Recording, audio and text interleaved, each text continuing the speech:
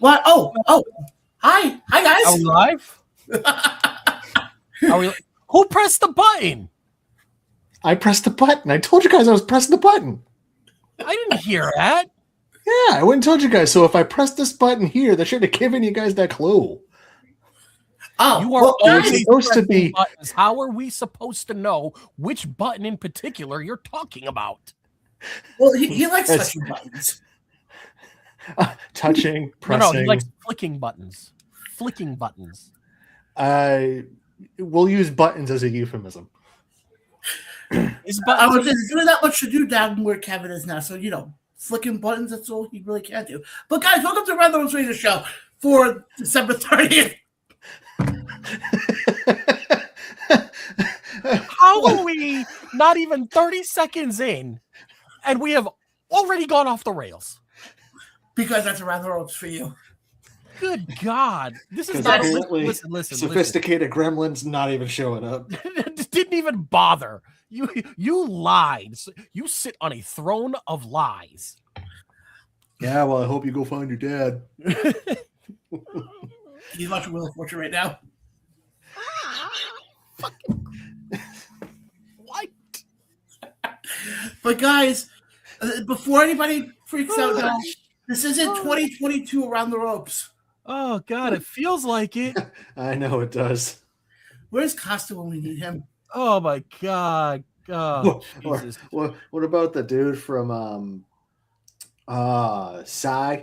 Yes. Oh my God. From his living room. From his living room. With his wife on the phone. His wife vacuuming in the background. Oh my God. on her phone, having a personal conversation with a girlfriend or something, and he just shoots her looks. He gave no fucks. He's like, guys, it's weird to think this is the last show of 2025. Oh my God, just thinking about everything that's gone on the past year and since this show originally started, seriously though, this is a legitimate throwback to 2022. Yeah. All three of us starting off the show in chaos. Which ironically, not only are we starting off the show in chaos, but it seems like we're going to be ending the year in chaos. Well, yeah, I mean, you got me on here live. There you go. It's funny how you're like, how would we know what button to press? And just as John was about to do the intro, I was going to tell you, well, John was saying, what time it is? It's 8 o'clock. Oh, okay. That sprung me into action. We do get a comment coming in here. Oh, David Reynolds, 5884. Let the fun begin. Hey, fellas, I've been looking forward to the last show of 2025. Thumbs up emoji, and also in between the let the fun begin the hey, fellas, it's the laughing, crying emoji. What are you doing time out for? No, there's no time. No. How are you going to just be like, as if David's never been in our comment section? He's like, oh, it's from David Reynolds, 5884. Like he hasn't been from day one. Gonna keep his comment up for the rest of the time then. Hey, there you go, David. Thanks for tuning in. We appreciate you every week. It's 2 a.m. over there in England. Did you know that, Kevin? He is staying up to listen and look at our ugly mugs. It is 2 a.m. over there. Speak for yourself on the ugly mug. But no, dang, coming from Britain? Yeah. Well, okay, let's not piss off Britain here. No. That's I didn't say Kevin was British. I just said he was ugly. Yeah, and I said, speak for yourself, Ray. I was actually speaking for John. I look like such a child right now. Hey! I look like such a child right now. I just realized that. Did you say a chode? Did you just say you look like a chode? I look like a child. Oh, child. Oh, Kevin, Kevin, did that? Am I the only one that heard chode? No, it did sound like he said chode, did it not? It sounded. I feel like he had said child, but it could have been chode. I don't know. But guys, yeah. Just because it's your second show in a week, Kevin, doesn't mean you have to lick the boss's boots. No, he doesn't have brown on his nose, so he's not kissing that far up. I said that's why he boots. picked the boots. I said boots. Sorry, I don't do the brown nosing. But yeah. I'm surprised that his face doesn't turn into just a completely permanent shade of brown. But moving on. But guys, no, Pinocchio with how much he does it. Jesus Christ. Guys, we got a lot to get to. I don't know where Jay is. Look behind you.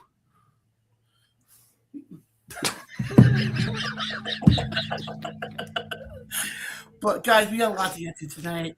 Oh, Jay, we miss you. Where are you? But yeah, anything going on in pro wrestling? We have a new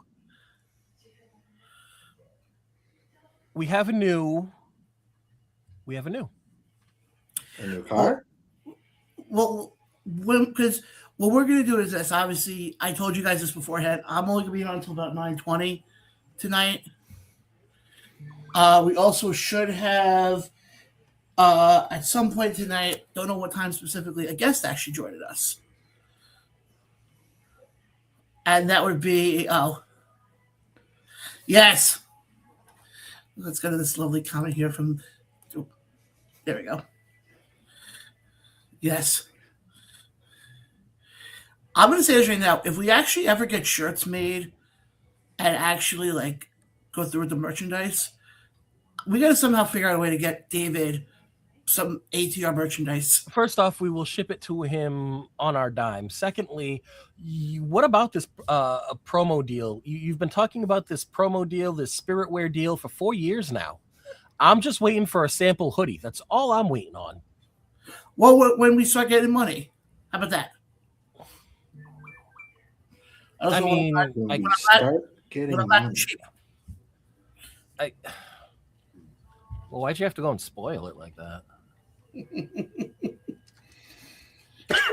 But yeah, I was gonna say, before we obviously, yes, guys, we're gonna get into what 2025 has been like for the three of us. But we did have some wrestling from last week's show. We had wrestling last week. We had wrestling Saturday. And I want to touch briefly, actually, before I know we had Monday Night Raw last night, and truthfully, I thought Monday Night Raw last night was great. Top to bottom, I thought it was really good. I will go with really good / solid. Yeah. I have tendency to not throw around the great word when it comes to TV because it just hasn't been like, for me, great is consistent appointment television. You know what I'm saying? So I wouldn't go with great, but I would go with good and solid. Well, I want to get you guys' thoughts, and Kevin, I'll throw it to you first. First of all, did you guys get a chance to see Raw last night? Yes. I was watching clips this morning on my TikTok because it's generally how I consume pro wrestling. That's how I find myself pro wrestling. Yeah, I find which myself is not a bad thing. No, and it's purely due to like so a little scoop into the madness of Kevin Wilson. So when my friends go and tell me, "Hey, huh?" I said, "I don't think we have enough time." Oh, trust me, this is going to be the short and sweet version. When my friends go and tell me, "Hey, we recommend a show for you to go watch. It's going to be a great show. You're going to love it." Yeah, no, I'll go add it to the list. I have until baseball season starts to go and watch that show. Otherwise, gone. So because of baseball, because of football, those are my two main loves. Because of hockey, that's my another. Like I'm so sports dominated that I throw that on before wrestling. I end up putting on the clips of wrestling. First off, the fact that you even put football in there is amazing because even going back to like pre-BJD days, it was always Kevin was married to baseball. Kevin is the stats guy. Kevin is, Kevin in the 3.5 years since moving to South Carolina has realized that college football is pretty good. Bro, I have been trying to tell people that since like Cam Newton at fucking Auburn days. I mean, the three of us, we all know perfectly well we're from the Northeast. It's not a college place. It's not like I go and tell people all the time, Boston College is the biggest college football that we have up there. And they're like, really? Like, yeah. Well, yeah. I'm sorry. We have so many Ivy League schools.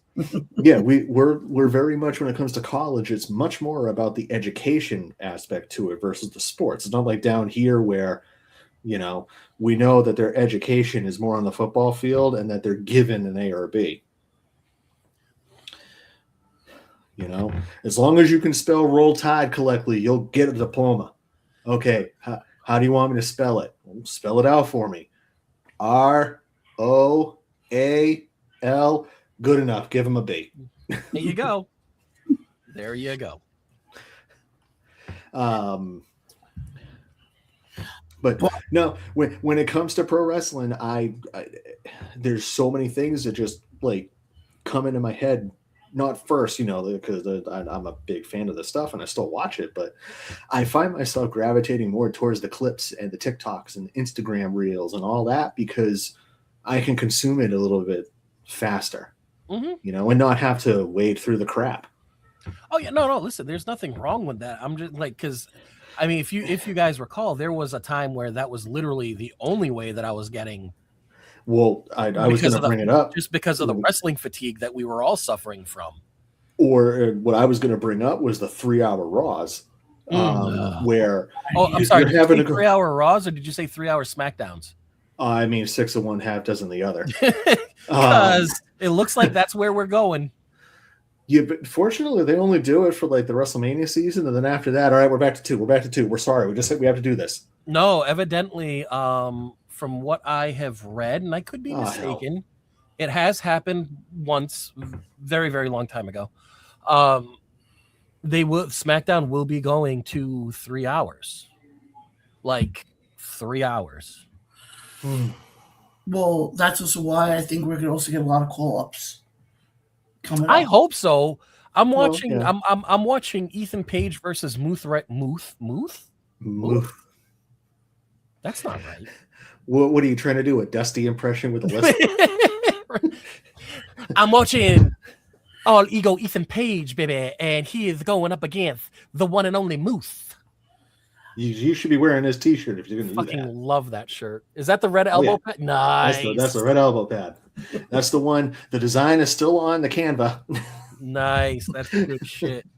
And with the weight that I've lost, like when I first did this T-shirt, like I don't know, when was that War Games when Kevin Owens came out with the T-shirt and the red elbow pad? I think that was the first War Games. Was that the first main roster? Survivor Series? Yeah, the first main roster. Okay, so when he came out with that one, I'm like, I need to find this shirt. So I found the design. Oh, wait, hold time. Huh? That was the War Games. That was the first Bloodline War Games because that was when Sammy kicked him in the dick. Yep. So I kept finding the shirt to go and buy, but it was all these sites that, when you look into it a little bit, it's very Russian and very sketch, very janky. So I'm like, let me just go and find the design. I'll just go like Canva. I can go and print it on the thing. So I printed it on a T-shirt. I got it as a 2X. Well, at the time I was a little bit bigger. And it's a little tight on me. Okay. With respect, you were going through some shit too, so. Well, yeah, I was. That helps. And now I have lost a significant amount of weight. The last time I looked at a scale, I was at 224, and I hope by the end of 2026, I'm at 200. At least. Golf clap. Yes. Golf clap for me. Only for me. So my ego can get bigger. Well, I mean, yes, for you, but also for anybody that is doing their own weight loss journey or mental health journey, and just striving to be 1% better than they were the day before. No. The claps are only for me. The rest of you guys get in line. Right. Now I have other contractors and get the studio revamped a little bit because somebody's ego is getting a little big. Gonna have to make the doorways wider. Still gonna need butter.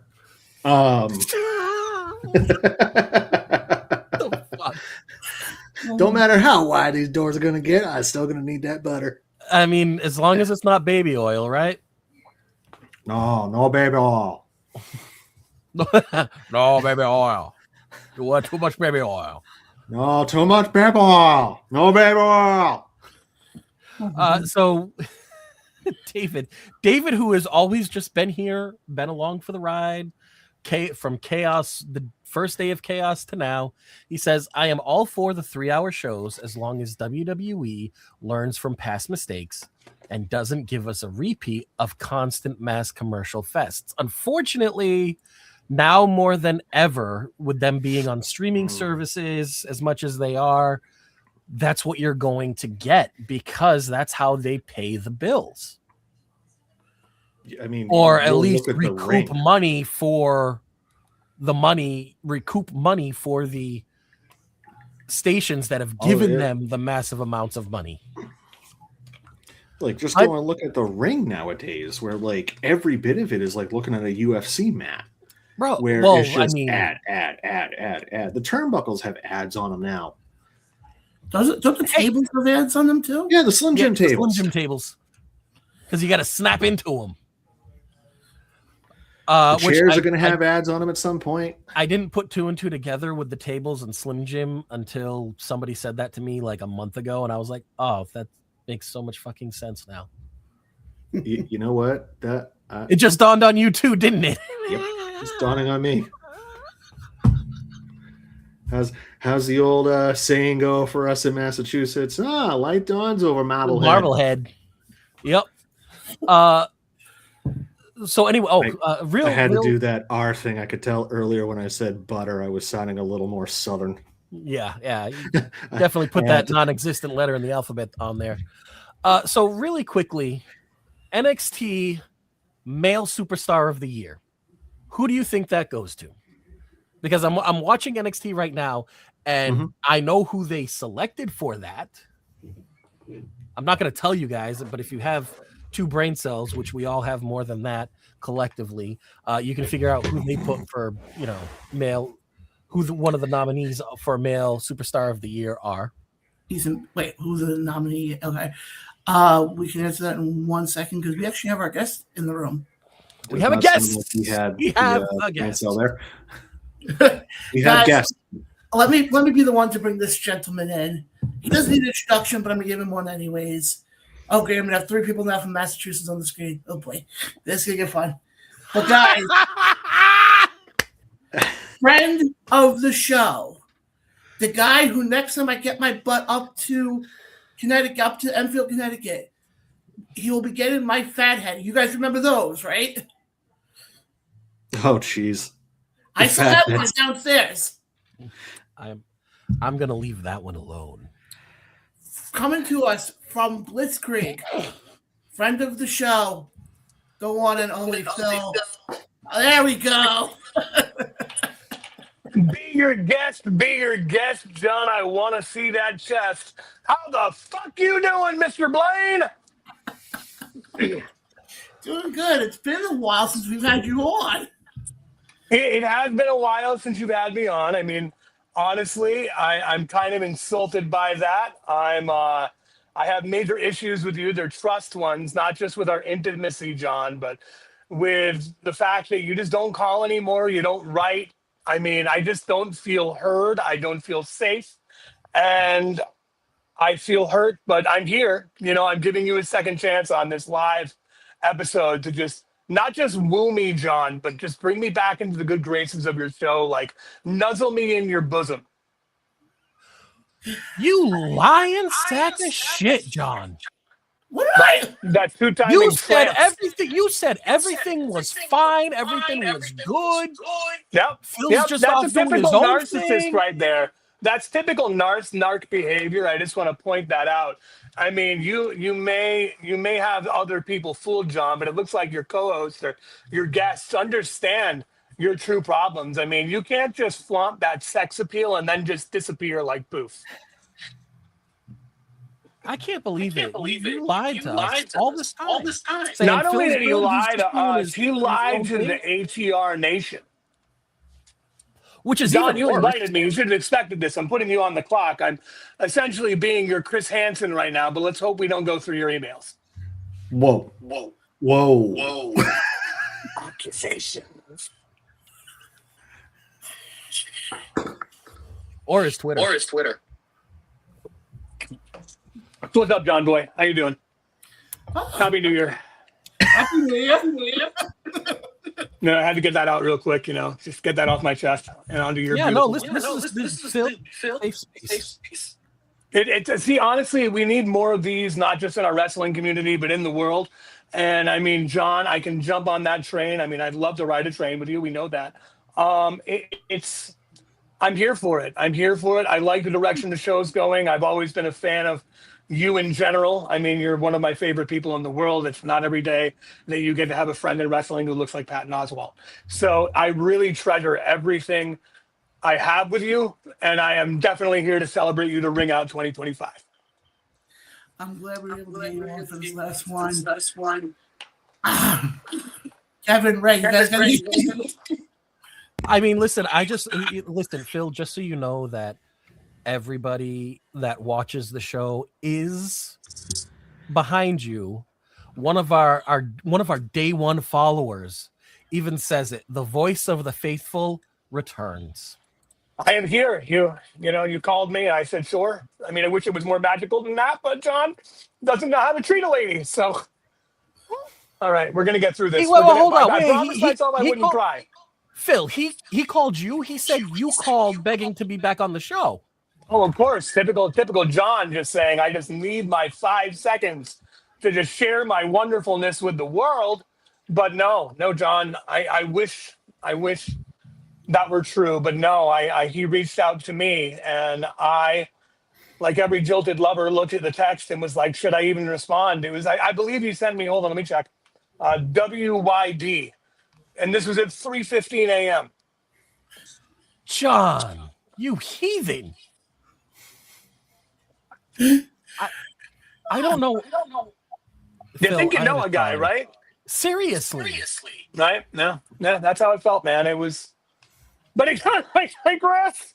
But, we can. Well, so what's up with you, man? What's up with the show, dude? Ask away. You got me here. I still haven't gotten my apology, but I'm here. Yeah, come on, John. Get this shit on the rails, Sean. Come on, you're the host. Let's do it. Give this man his apology. And mean it. I will. Ray, I'd like to have a moment here. Take a moment. Phil, compose yourself. Sorry. I'm gonna be dead serious right now. And if certain people are watching this, they're gonna realize where I'm coming from. I've learned a lot about myself in the last couple of weeks. Some good, some bad, depending on how you look at it. And I have learned that I've changed in a few different ways, so to speak. And I'm realizing now that the person I'm becoming is not the person I want to be. Oh, John. I'm going to yell cut because this is getting real serious, bro.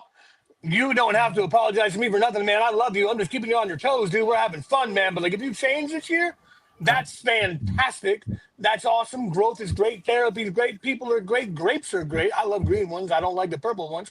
But I'm just telling you this, bro. You don't need to apologize to me for nothing, man. You're a good guy. Life gets in the way. People grow. People need to step away from the spotlight sometimes, man. Did you not call? No. But I'm just fucking with you like I always do, man. I got you to dance to Rick Rude for me, man. It's what we do, John. We play this verbal back and forth of tennis, which I kind of lead, most of the time. But you're up 40 with love me, man, and that's what I like. I like a podcast host who likes to have fun and likes to play with me, and that's why I always do your show, John.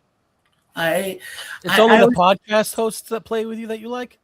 No, I can't talk about those ones, but they have released some files recently that a lot of my relatives may or may not be in, and you can get the gist of it right there. So it's a lovely shade of black paper. It is. Oh my God, dude! Redacted is my word this year. But they didn't even redact it properly. No, they didn't. Just gotta put that out there. Actually, there's a wrestler all around whose name is Dr. McManus. Oh yes, that's right. Very, very good indie wrestler, deathmatch wrestler, dude. We've had quite a few matches with him at Blitzkrieg, man. So we're coming to the end of 2025, Phil. What do you think has been the biggest moment with Blitzkrieg in 2025? Biggest Blitzkrieg moment of the year. Man, that's tough, dude. I gotta go with. We've been working a lot with Charles Mason recently, and we had a really good storyline feud with him and Gigi Dolans and Zachary Wentz, and it was awesome, dude. It lasted 3 shows, culminated with a great tag match, man. Like, it was a really cool moment for us to really capitalize on Priscilla's like leaving from NXT and coming over and just utilizing her. And Charles Mason, I mean, that guy is tearing it up all across the indie scene right now, and that's the guy to watch, man. Like, our partnership with him right now, dude. Like, I'm so happy to work with Charles Mason. The guy's putting out some of the best heel work on the planet right now. And go ahead, Ray. I was listening to what he was saying. You were going to say something, so I stopped to listen to see what you were going to say. No, I was going to say that I definitely can see that, especially, and I've noticed it with Charles because he's also there's a lot of stuff with House of Glory in Queens. You want to talk about true wrestlers who are heels and don't try to be the cool heel, and we always talk about this in pro wrestling, that you get the people who try to be the cool heel, the people who try to be the heels. Mm-hmm. And Charles Mason, every time I've seen him, he's never been that cool heel. Yeah, no, he lives and breathes his gimmick. It's one of those times in wrestling where I will always die on this hill that The Rock said it best. A true good gimmick is someone who can dial themselves to 11. Charles Mason is dialing himself to 11 at all fucking times right now, man. And it's not just a gimmick, it's a lifestyle. Like, the minute he gets in the arena, he just oozes it, man. It's some people got it, and right now he's got it, dude. And treasure him while he's still on the indies. Yeah, but like I said, though, there's very few guys, and he's one of the guys that it's like you look at him and there's nothing about him that you want to cheer. Yeah. Oh no, dude. Dude, it's so great. My daughter goes to all the shows, and she always decided Cam to be on TV. He like rips up her fucking signs, dude. Throws shit at her, dude. It's great, man. It's old school heel. It's MJF heel work, but in a different way because he's not being that like egotistical, funny heel. He's just being that fucking prick. Like, and you don't get many good ones of those at wrestling. And that's where I say, like, that dialing it up to 11 factor, like The Rock said, really comes in because he doesn't just, like, dial it in a little bit and you can feel like he's playing a prick. No, you fucking believe it. You believe that guy is his gimmick. That is who he is. And that's a true, like, the art of professional wrestling right there, to really make yourself something like that. And I'm telling you right now, he was my moment of the year, was him starting work with Blitzkrieg, and definitely the feud of the year. And I can't wait to see what we have coming with him, which it looks like a lot. Right. Oh, hi, Jay. Welcome to the show.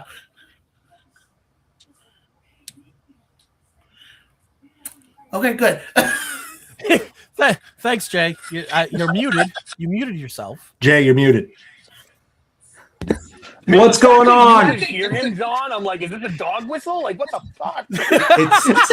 He just got that. You're like you got that responding, sixth sense, and that's why Jay, John is here. Like, This is why I'm back. I'm back. I can't miss your voice. I can't miss John Blaine with his sexy chest. Phil, I never met you before. Fuck yeah, What's dude, going right? on? Brothers Jay, voice of the faithful. Nice to meet you, Will. Gosh, Wilson. I love that. his mic being muted reminded me of that ad read I did, completely silent for like 5 minutes. It's a different corner. I love it.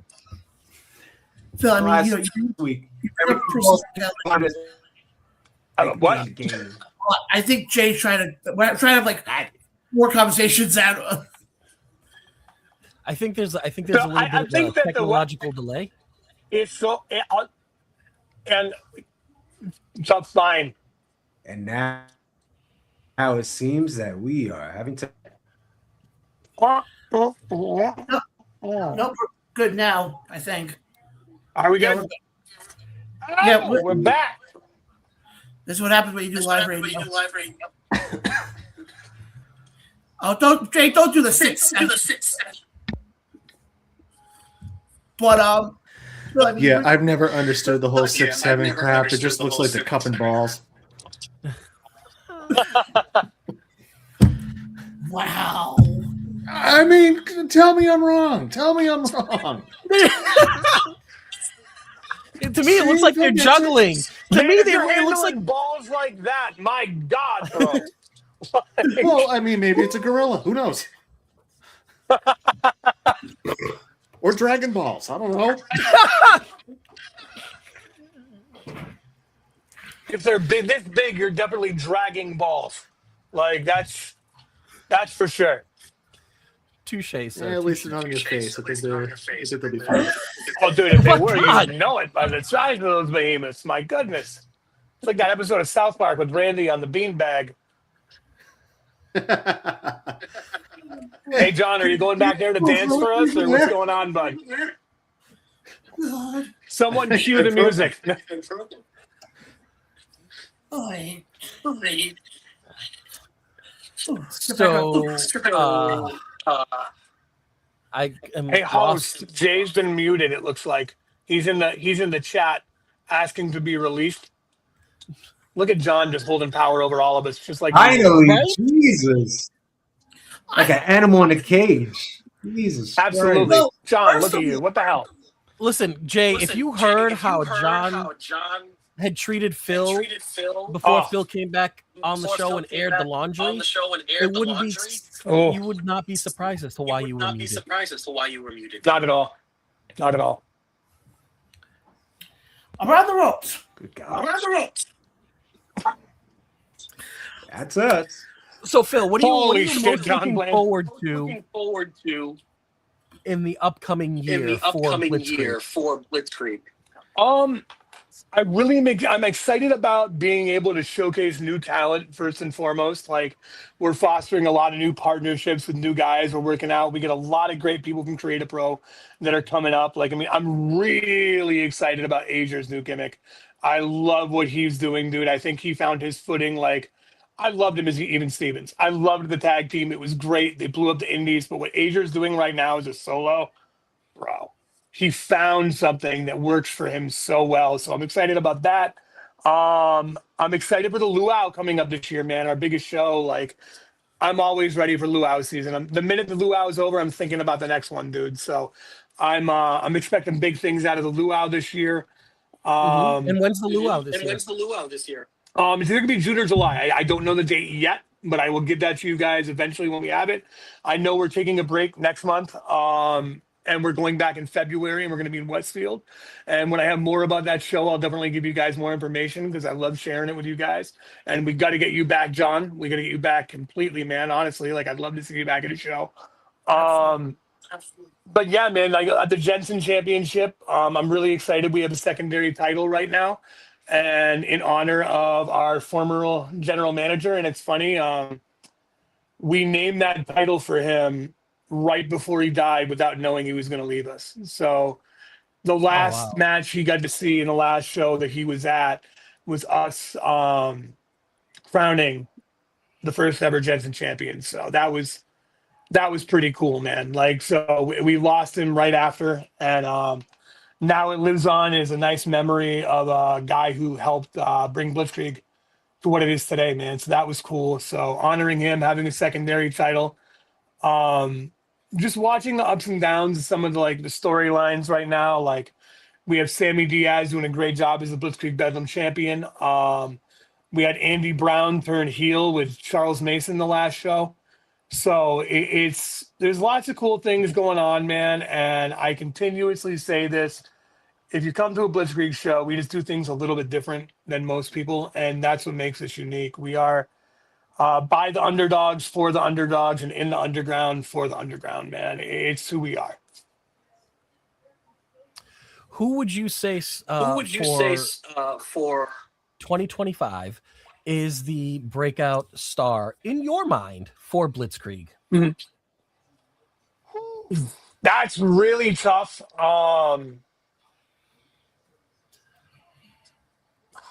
Man, we've had a really good year. We started the year with CPA as champion, went into the luau with him as champion off of a really good run that started at the luau before. That man's like the heart and soul of our company, as a bunch of other companies, because he's just great at what he does. Um, I got to go Sammy Diaz, man. Like top 5 that are alive. He really came into his own this year. He captured the championship, put on some great matches. He had a banger with Ichiban that was just off the charts good, and those two work so well together because they're friends in real life. So it's like it blends together beautifully in the ring. But he really just puts on consistent matches, consistent good work, and he really carried the company pretty well, man. He's done 2 TV appearances with me on the show Mass Appeal. Um, we did good things with him, man, and I'm really excited for the rest of the 2026 with him and see what we have. Awesome. You mentioned the luau and how you're always excited for the luau.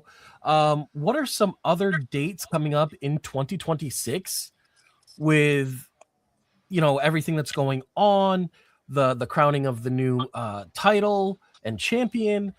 What are some of the upcoming dates that you're really looking forward to other than the luau? Other than the luau, man, I always look forward to the October show. There's something about October shows that really bring out the fun in people. Like people are in that Halloween spirit, man. You always get good crowds. So our October shows are always big. Besides the luau, that one, and our Christmas show. I mean, we just got done doing our Christmas show this year. We did a good toy drive with an awesome company called Nurse Advocate Entrepreneur that works with patient advocacy and stuff like that. So that was pretty cool. Raised a bunch of stuff for Toys for Tots. At Heath Slater there, we had Alley Catch. It was a really good show, and it's a good time of year because people are just happier on the holidays, and it really bleeds out with the wrestling community because as a community, it's the fan base is, as we all know, like it's a Mod Podge mixed salad of 50-50 to me that of some of the best people in the world and some of the most toxic people in the world. But I think at that time of year, everyone's just fucking out to have fun and be their best, and everyone just has their best time. So, yeah, man, the holiday shows are the best, and I gotta say, Christmas is always something I look forward to. We always have a good turnout. Yeah, I've as Kevin and John can attest to this, there have been plenty of times where I have said, I know that I am a part of the IWC, but god damn, I fucking hate the IWC. Yeah, and dude, it just seems like from October to like mid-January, it's like I say that phrase the least amount of times than as opposed to the whole year. I agree, man. It's because especially on the indie scene, which is really cool.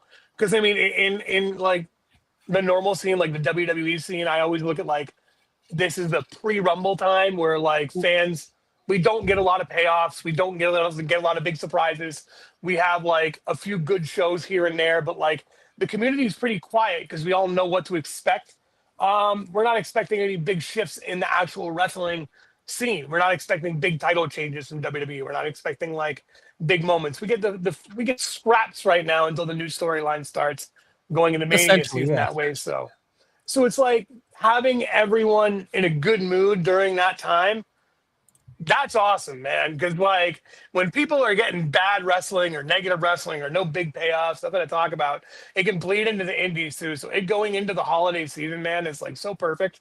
Because Halloween, everyone's just fucking happy, dude. Like Thanksgiving, we're all like, oh yeah, start of Christmas. Like so, going into Christmas, everyone's in a good mood generally. So it's just a really fun year to like be in that community. Because like when the community's strong, the wrestling fans are some of the most fun people to hang out with. Because we're all just like honestly super passionate about like a lot of the same things. Like, I mean, if you like wrestling, you generally like comics, video games, movies, all that kind of stuff, because we like that storyline. We like that adventure. We like that, like, the feel of something that's cinema. And that's what wrestling can bring that, like, nothing else outside of, like, a really good Broadway play can bring. And that's why I love the sport, man. So, long answer for that one, but absolutely. No, not at all. I mean, like I said, I absolutely agree with that statement, and you're right. You know, the wrestling community during that time is so much more, for lack of a better phrase, lighthearted. Like we're not taking things too we as a community are not taking ourselves too seriously at that point. we know that we're not going to have I think just because of the fact that it's such a common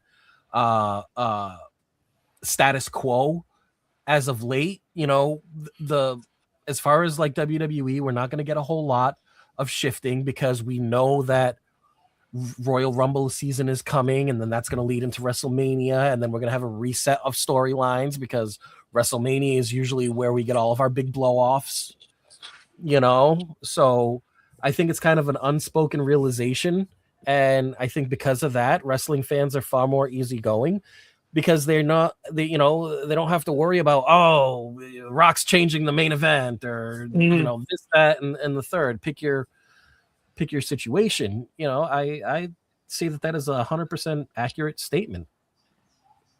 Yep, absolutely, man.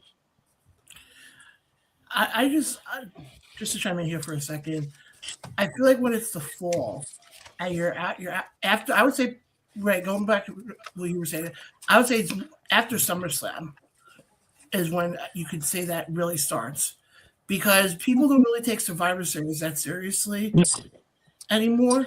Well, because Survivor Series, since its inception, it was more of a fun pay-per-view. Yeah, exactly. Right? Like you had, when Survivor Series first started, you had nothing but weird teams going up against their counterparts, right? Like you would have a mix of of faces that you would never expect to work together going up against each of their individual, rivals.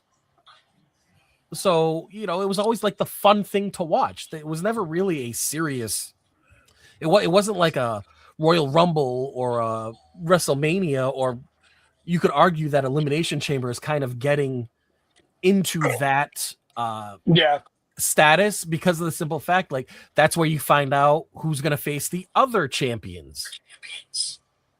So yeah, Survivor Series to me was always, out of the big four, always the fun one. I always thought exactly what it was.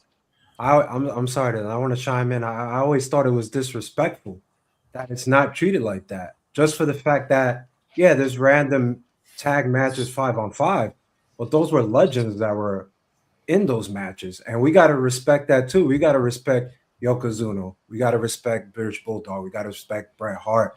These are people that actually made it, and it's just a shame that we just forget about it and we don't even put it in that top 4 category. No, yeah, I agree with you, dude. They put together some really classic matchups, dude, back in the day. I mean, like, you really got to see people work together who you never thought would work together in dream scenarios. So as a wrestling fan, that's why it was always in the big 4. Like, it was more of like the spectacle of, hey, I can't wait to see these guys working together. And even in like the late 90s and the early 2000s, when they made it Raw versus SmackDown, or like Raw versus SmackDown versus ECW, it had an importance to it that was fun, that like really brought in the fact of why we liked wrestling, with like the character work and the big characters and the big names, and that would really just make it where people would be like, oh, I can't wait to see these guys work together. Like, I honestly can say that I don't remember one giant title match from a Survivor Series that comes to mind, because I think about the classic Survivor Series match when I think about Survivor Series. So it's a shame, you're right, that it doesn't get the respect it deserves these days, and that wrestling fans these days don't see the importance of it. But I think a lot of it, to like say what you're saying, to agree with you and add to it, is I think that wrestling fans these days are more spoiled because they get everyone working together all the time. So there's really no magic to what that pay-per-view meant before, because I remember going to the fucking video store, dude, and seeing the box art for Survivor Series and just being like, yo, that's got everybody. I got Tugboat, I got Yokozuna, I got Earthquake, I got Ultimate Warrior, Mr. Perfect. I'm getting this one because I get to see everybody. And it's just, it's wrestling fans these days, they see everybody almost every damn show. So like, we need that back, where we can have that brand split, maybe, to give that importance to Survivor Series, to have those dream matches, and like, wait a little longer to shake things up. Wait a couple years between drafts. Like, it's Survivor Series got lost in the foil of wrestling fans getting too much and not being happy with it. It's funny. I would say key relevancy as far as becoming, for me, an important show, Money in the Bank, because that whoever wins that now essentially kind of controls. You can almost make the argument kind of controls the landscape of what WWE is going to be like. Because then it's like, okay, well, who are they going to cash in on? It also depends on who wins. Yeah, exactly. You know, like Drew McIntyre a couple of years ago winning turned into more of a story piece with his overall story with CM Punk. Mm-hmm. Yeah. But I think right now, and I'll ask you guys all this right now. I know we were talking about the big four of Mania, Rumble, SummerSlam, and Survivor Series. But looking at it now that we have the Chamber, we have Money in the Bank, can we still make the argument now of that being the big four? I'm going to go with yes, because they're always going to be the big four. Because those are simply the first four pay-per-view events that WWF at the time ever did. So those are, as long as they stay around, they're always going to be the big four. Now, can you make a case that if WWE were to not have pay-per-views every month for 12 pay-per-views a year, and if they only had to do 6, who would be the additional 2 pay-per-views? If you want to go like that as far as importance, then I absolutely agree with what you said, putting Chamber and Money in the Bank in there. Because I don't think you need a Backlash. I don't think you need a New Year's Evil or anything like that. Yeah, actually, Ray, it's kind of an interesting question you bring up. And actually, I kind of pivot to my question then. Let's say, you're WWE, you're TKO, and I'll ask this, to all you guys and people who are watching us as well. You get told you have to knock down the 6 pay-per-views a year. What are the 6 pay-per-views that you're going to have? And it's kind of a 2-part question. What are the 6 pay-per-views? And you keep like a month in between. Like, for example, if you're going to do the Rumble in January, do you wait to do the Chamber in March and then wait to do Mania in May? Well, so I'm not going to speak for everybody. I'm going to speak for me. If you cut down to 6 pay-per-views a year, I think you have the perfect amount of pay-per-views and the perfect amount of time in between pay-per-views, because at that point you can do 1 pay-per-view every 2 months. You don't have to cram in storylines. You don't have to come up with random matches to fill the card on a random pay-per-view that's going to take place 3 weeks after you just had a pay-per-view. You see what I'm saying? Mm-hmm. I don't know. I'll go next. I agree with you 1,000,000%. I think bringing it to 6 would be an amazing decision, because there wouldn't be filler anymore. And with 4 of those 6 going to 2 nights, that's what I would do. I would make Survivor Series a 2-night event. I would make Royal Rumble a 2-day event. I would make WrestleMania a 2-day event and SummerSlam a 2-day event. And in between there, maybe I'd have 2 Saturday night main events as a regular kind of thing. I would build these storylines for the time they deserve. That way there's 2 nights on the big ones. We can concentrate on the tag titles, the mid-card titles, and they have time to shine in storylines. We have a great locker room in both companies right now. And WWE, I feel like this would be able to make them utilize the people they have and spotlight them more during their shows, because you get some of the best people on the mid card, and they're fighting for titles that you're not really getting a lot out of. Like, I look at Chelsea Green right now and I'm like, why are we wasting this? Like, she's great, dude. Feature it more pay-per-view matches. Like, really highlight that. Like, the fact that we have a women's IC belt and a women's US belt is so freaking awesome, dude. Like, I want more storylines for both ends of that, dude. Like, I know that they're focusing it right now, but like, I want to see it continue, and I want to see it continue longer. So with a split with 6 and the big 6 that you said earlier, it's absolutely a no-brainer for me. I think that's exactly the way they should go. Kevin, Jay, what about you guys? So I've been thinking about it. I agree with making the big 4 2-night shows. So it just makes sense. Those are the first 4 that WWF, now WWE, do. It makes sense for them to be 2 nights. For me, I would not be keeping Money in the Bank or Elimination Chamber at all. I kind of like what they did, where they nixed, Hell in a Cell and TLC, where, okay, guys, enough with the whole pay-per-views named after stipulations. Let's go and put Money in the Bank on WrestleMania like it deserves. And if you want to switch it up, you don't have to do Survivor Series War Games. You could do the traditional 5-on-5 elimination, or you could put Elimination Chamber at it some years because that's where it was birthed. Yeah, that's cool, man. In turn, like I was looking at AEW's pay-per-view, like the number of shows they've done in a year. This year they've done 10, which is their most pay-per-views they've done.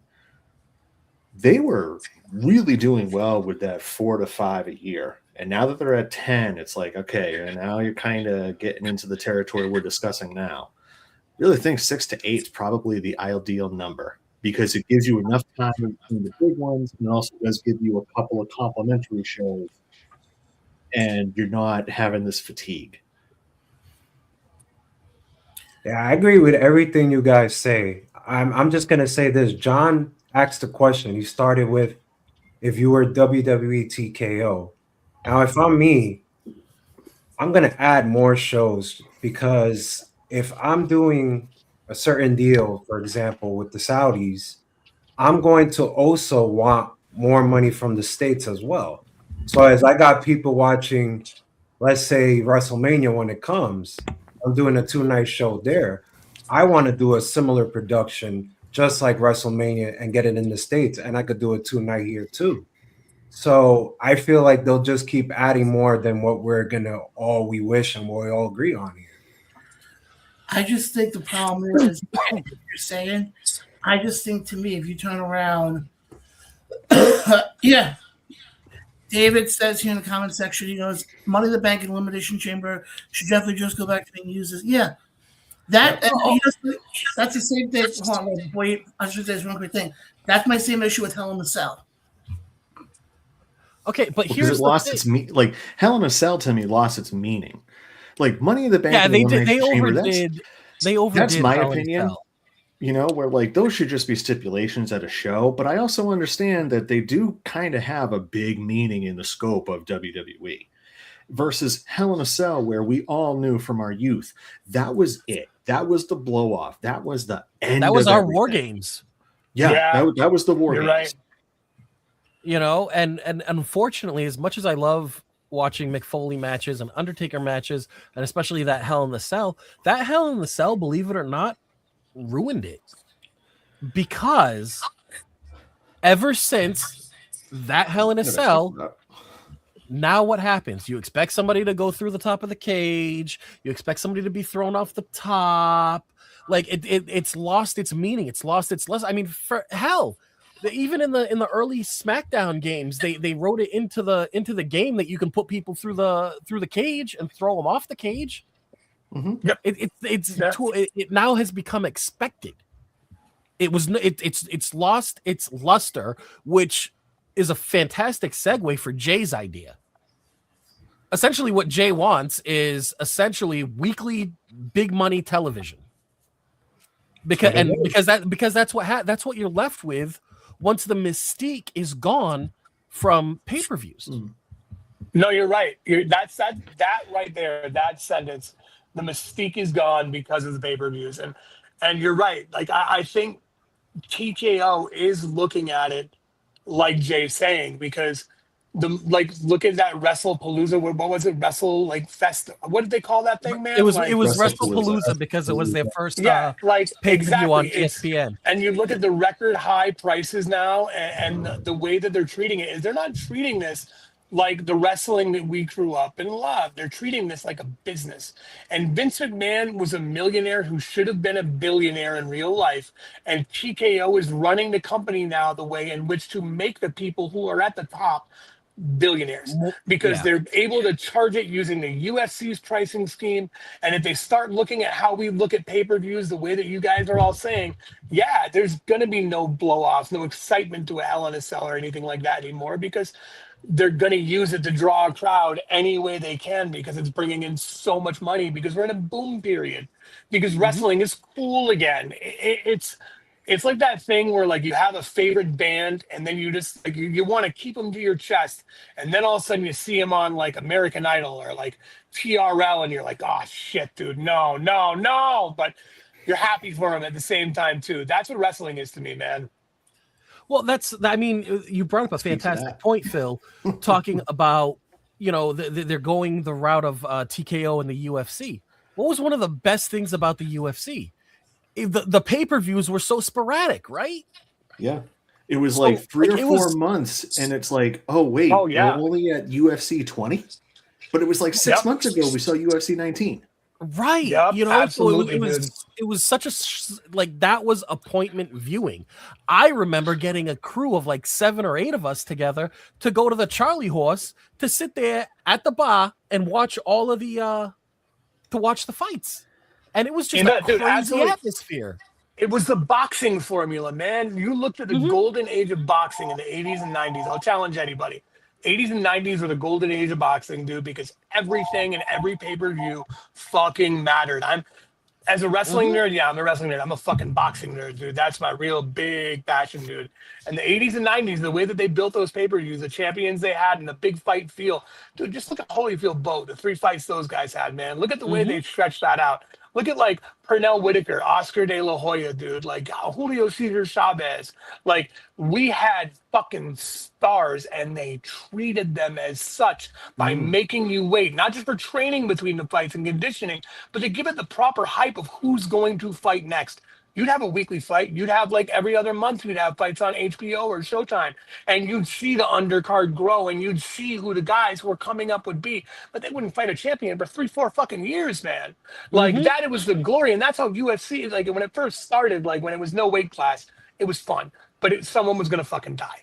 Like, when they put in the weight classes and the way they did it, there was an elegance to the sport, and it was done correctly. And now there's a show every fucking week, pay-per-views all the time, and there's so many things going on at once that I can't care as much about the fighters and the fights. And that, as a fight fan and as someone who loves the art of fighting, it's hard to see that gone because they don't really care as much about the consumers' like need for the joy of what they watch, and they want to make us like they want the money. That's it. And that's what a business is. But wrestling had this beautiful thing behind it with Vince that, like, I can't believe I can fucking say I miss anything about Vince McMahon. But, like, he still respected wrestling for what it was. He wanted to make money, but he wanted to make it for the people. We are a fucking circus. We're not boxing. Make it affordable. Make it so we can see it. Keep the storylines. Keep the entertainment. Because the entertainment value is what separates wrestling from any other sport. And if anybody remembers when TKO first took over or was sold to was acquired WWE, was acquired by them. Thank you. One of the things they said was, "Oh my God, why are these ticket prices so low?" Well, they were speaking to your point, Phil. They were so low because, again, can't believe I'm going to praise Vince McMahon on the show, but because Vince McMahon understood and he wanted it to be for the families, so it was more affordable than it could have been. Yep. They look at it this way: as you can watch it on TV, and that's good enough. If you want to get a show, you'll buy tickets. It's a big special event. But if you're going to have that, like Jay was saying, every event's got to be special. So we're going to lose the luster and magic of some of the stuff because that's how business works, dude. Like, but I'm a ring announcer, but I'm also a marketing director for companies. I've worked in marketing my entire life. I've done shit with movies, TV, film. Like, I've been all over the fucking place with it, dude. And that is just marketing 101. It's you're going to sell the big stuff to get the bigger money. And that's what they're doing with TKO. They're selling the big stuff and making wrestling feel bigger than it's ever been. They're giving something to the sport. That's why it's different. I mean, dude, Vince would have never sold ad on the fucking mat. That was the sacred squared circle. But that was thrown out the window too because we're in a different world of wrestling. It's no longer like the Attitude Era or like the Ruthless Aggression Era. This is the business era of professional wrestling right now. That is the perfect way to describe it. Also, I do want to say, and Kevin, we brought this up earlier in the show, I remember when the IWC collectively lost their minds because Nitro and WCW were putting Slim Jim ads on the ring posts and in itty bitty corners of the mat. And now you look at what TKO is doing, and part of me is just like, ha ha, you morons. Mm. It's funny. I was just looking up on Ticketmaster for WrestleMania 42, and I saw all the way up in the nosebleeds that normally would run you maybe 200. Yeah, I Or remember for a going to regular show, WrestleMania in 20 Boston and the nosebleeds for $230. How about they're getting? I just saw they're getting for resale $800 for resale. One night, right? No, double 2 nights. 2 nights, one Okay, seat. that's no, it's sad. That's not bad. That's not But bad it's these days, dude. That's sad, but it's true. If you want ringside, I saw one for ringside. Anybody want to shell out 14 grand Per ticket? Per night? No, for both nights. For both nights. think So it's $7 about- grand a night. 7 grand. And that's Dude, Okay, and that's right so- now. That ready? Here's business 101 for you right now, dude. That's right now. Wait till we get to Rumble season and someone wins the Rumble. Wait till people Right. start thinking about the storylines. Wait till people start thinking, why do you think WrestleMania tickets go on sale early, man? They sell them early so we can buy them really cheap because we're getting rewarded. Because if something big happens and something grand can go, it's just like Vegas, baby. You put your thing back on there to resell, you're making a shit ton of money because you bought in at $600 for a nosebleed. We get the Rock and Roman Reigns, you're selling that thing for like what, $4 grand? People will buy it. Yeah. not only that. What about people who want to return? Because there's whole speculation that Jericho's coming. So at this point, Jericho's a great dude, but like in the scope of things, will that help sell tickets? Yeah, but it's like with that point, do I think Jericho, and as much as I love him, would really push prices like to the point where I was just talking like a nosebleed going for that? No, not at all. But like, do I think the momentum they had going into WrestleMania 40, like were the prices that hot? Were the prices worth it? Absolutely. That the build to WrestleMania 40 was like. That was well worth paying a price to go see. Has it been worth it being? Let's talk about the fact that it's in Vegas 2 years in a row right now. Like that never would have happened before, bro. That never would have happened. Well, WrestleMania 4 and 5.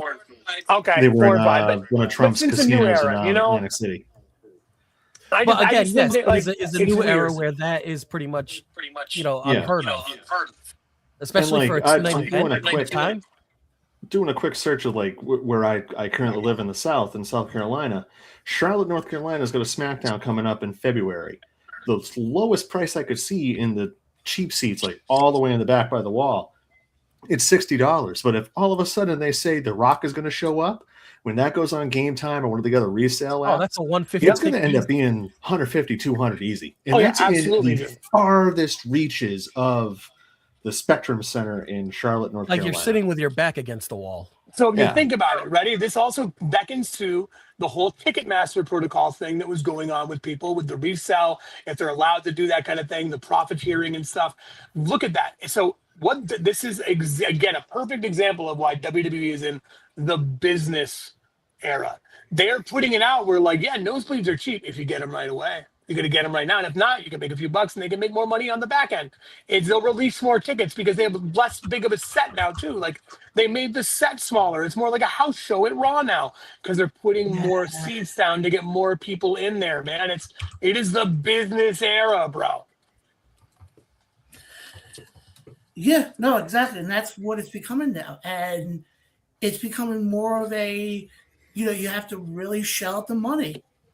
And our people nowadays want to, with everything that's going on, I don't want to get into the whole politics and everything, but are people going to want to shell out money to go sit in the nosebleeds and spend that much money on a show? I'll pay less and I'll go see AEW and I'll see a better one. That's the I'll beauty pay of less to go see competition. TNA and still see just as good as AEW and WWE. I'll go support the indies and I'll see people who still work for AEW and TNA on those indie shows. Like Speaking of that's the the indies. beauty right now that comes with WWE being as successful as it is and the TKO business merger. The indies are booming, baby, because people have a newfound love for professional wrestling and it's a cool thing again. So what does it do? It showcases a lot of these guys on the indies and we get to bring them to that dance. And that's fucking amazing. That's the best part of our job. But it's funny though. You bring that up, and I've said this on the show for the last 4 years. This is why, to me, you go to the indie shows, you go to the Blitzkriegs, you go to the Creator Pros, because you're not paying an arm and a leg to go to these shows. You're getting one hell of an experience. I mean, I still remember, Phil, the one of the Blitzkrieg shows I was at, and it was Bronson versus Cruel. Yeah. Oh, yeah. That was a great match, dude. That was super fun. And Cruel is somebody we see on MLW. Bronson actually this week is set to go up against Frankie Kazarian for the TNA World Heavyweight title. Mm-hmm. And dude, and let's say right now, dude, him and his wife are our tag team champions right now. So there's that. And that's the beauty of the indie scene and the beauty of what AEW and TNA allow us to do with working with some of their talents. So even though they're under contract, man, like that's huge. People really don't appreciate how amazing that truly is. Like that's awesome.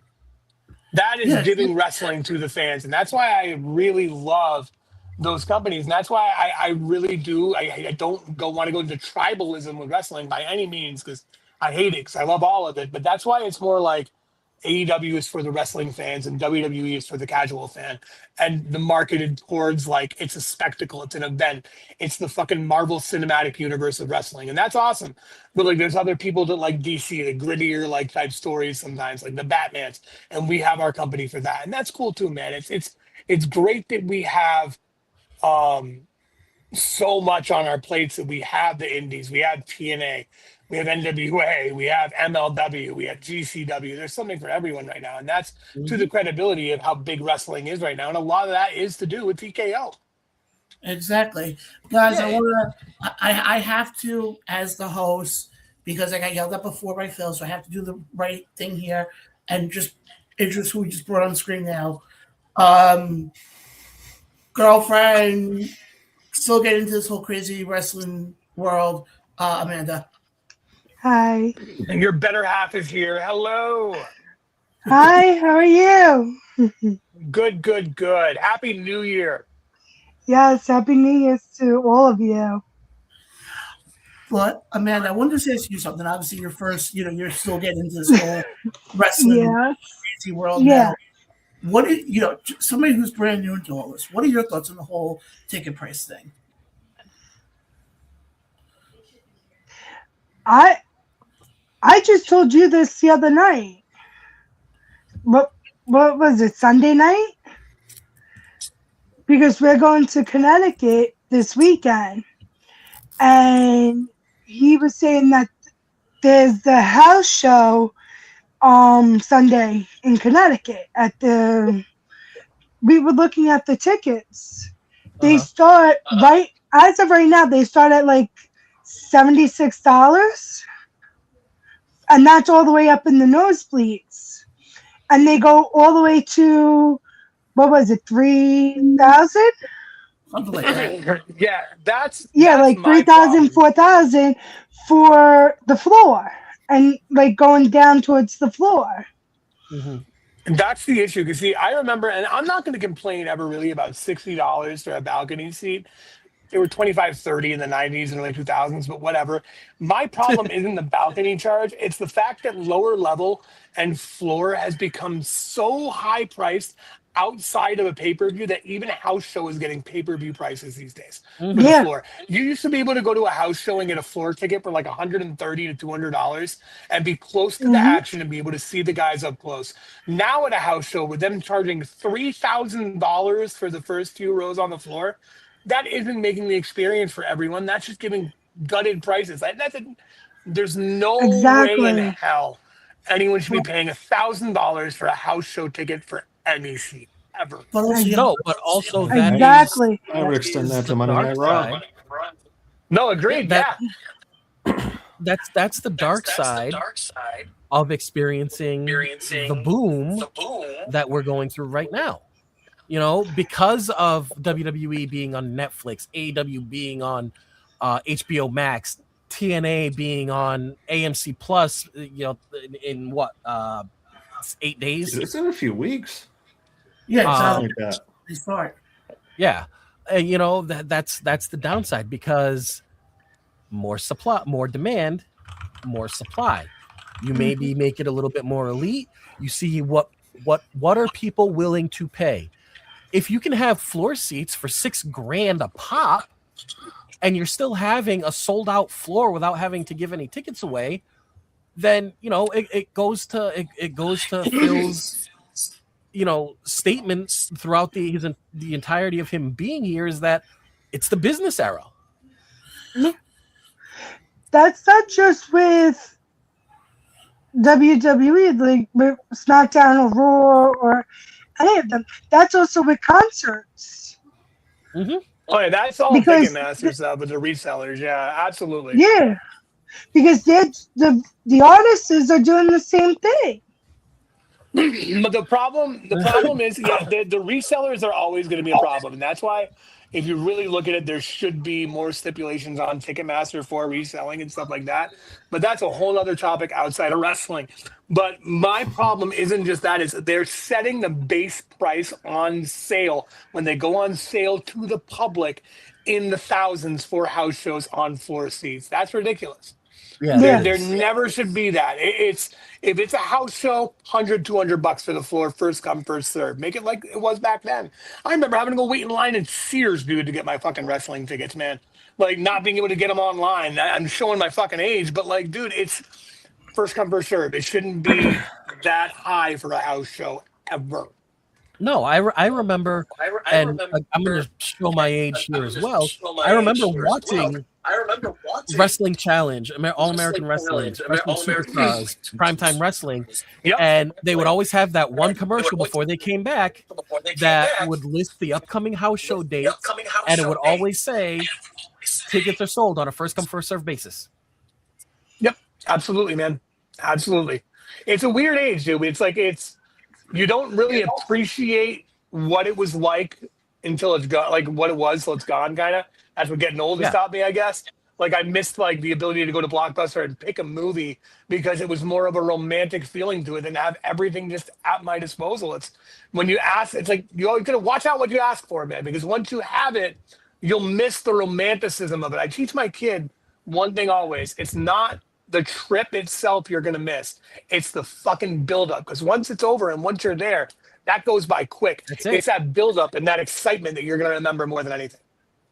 Oh, it's just like, so all right. I moved 45 minutes away from where I grew up, and I always, when I grew up, where I grew up, had this fantastic pizza joint, and that was my favorite pizza joint. Whenever it was pizza night, the 1 month, one at a time every few months that it was pizza time, pizza night, we'd always get it from there. And when I started going back, home to visit my brother and everything, I'm like, oh my God, I can't wait to stop by Riccati's. And I remember the first time that I had that bite after being away for almost 20 years, like it was like an immediate transport back, and like, and my brother had a saying, and I'm going to try to remember it, but he would say nostalgia makes everything better.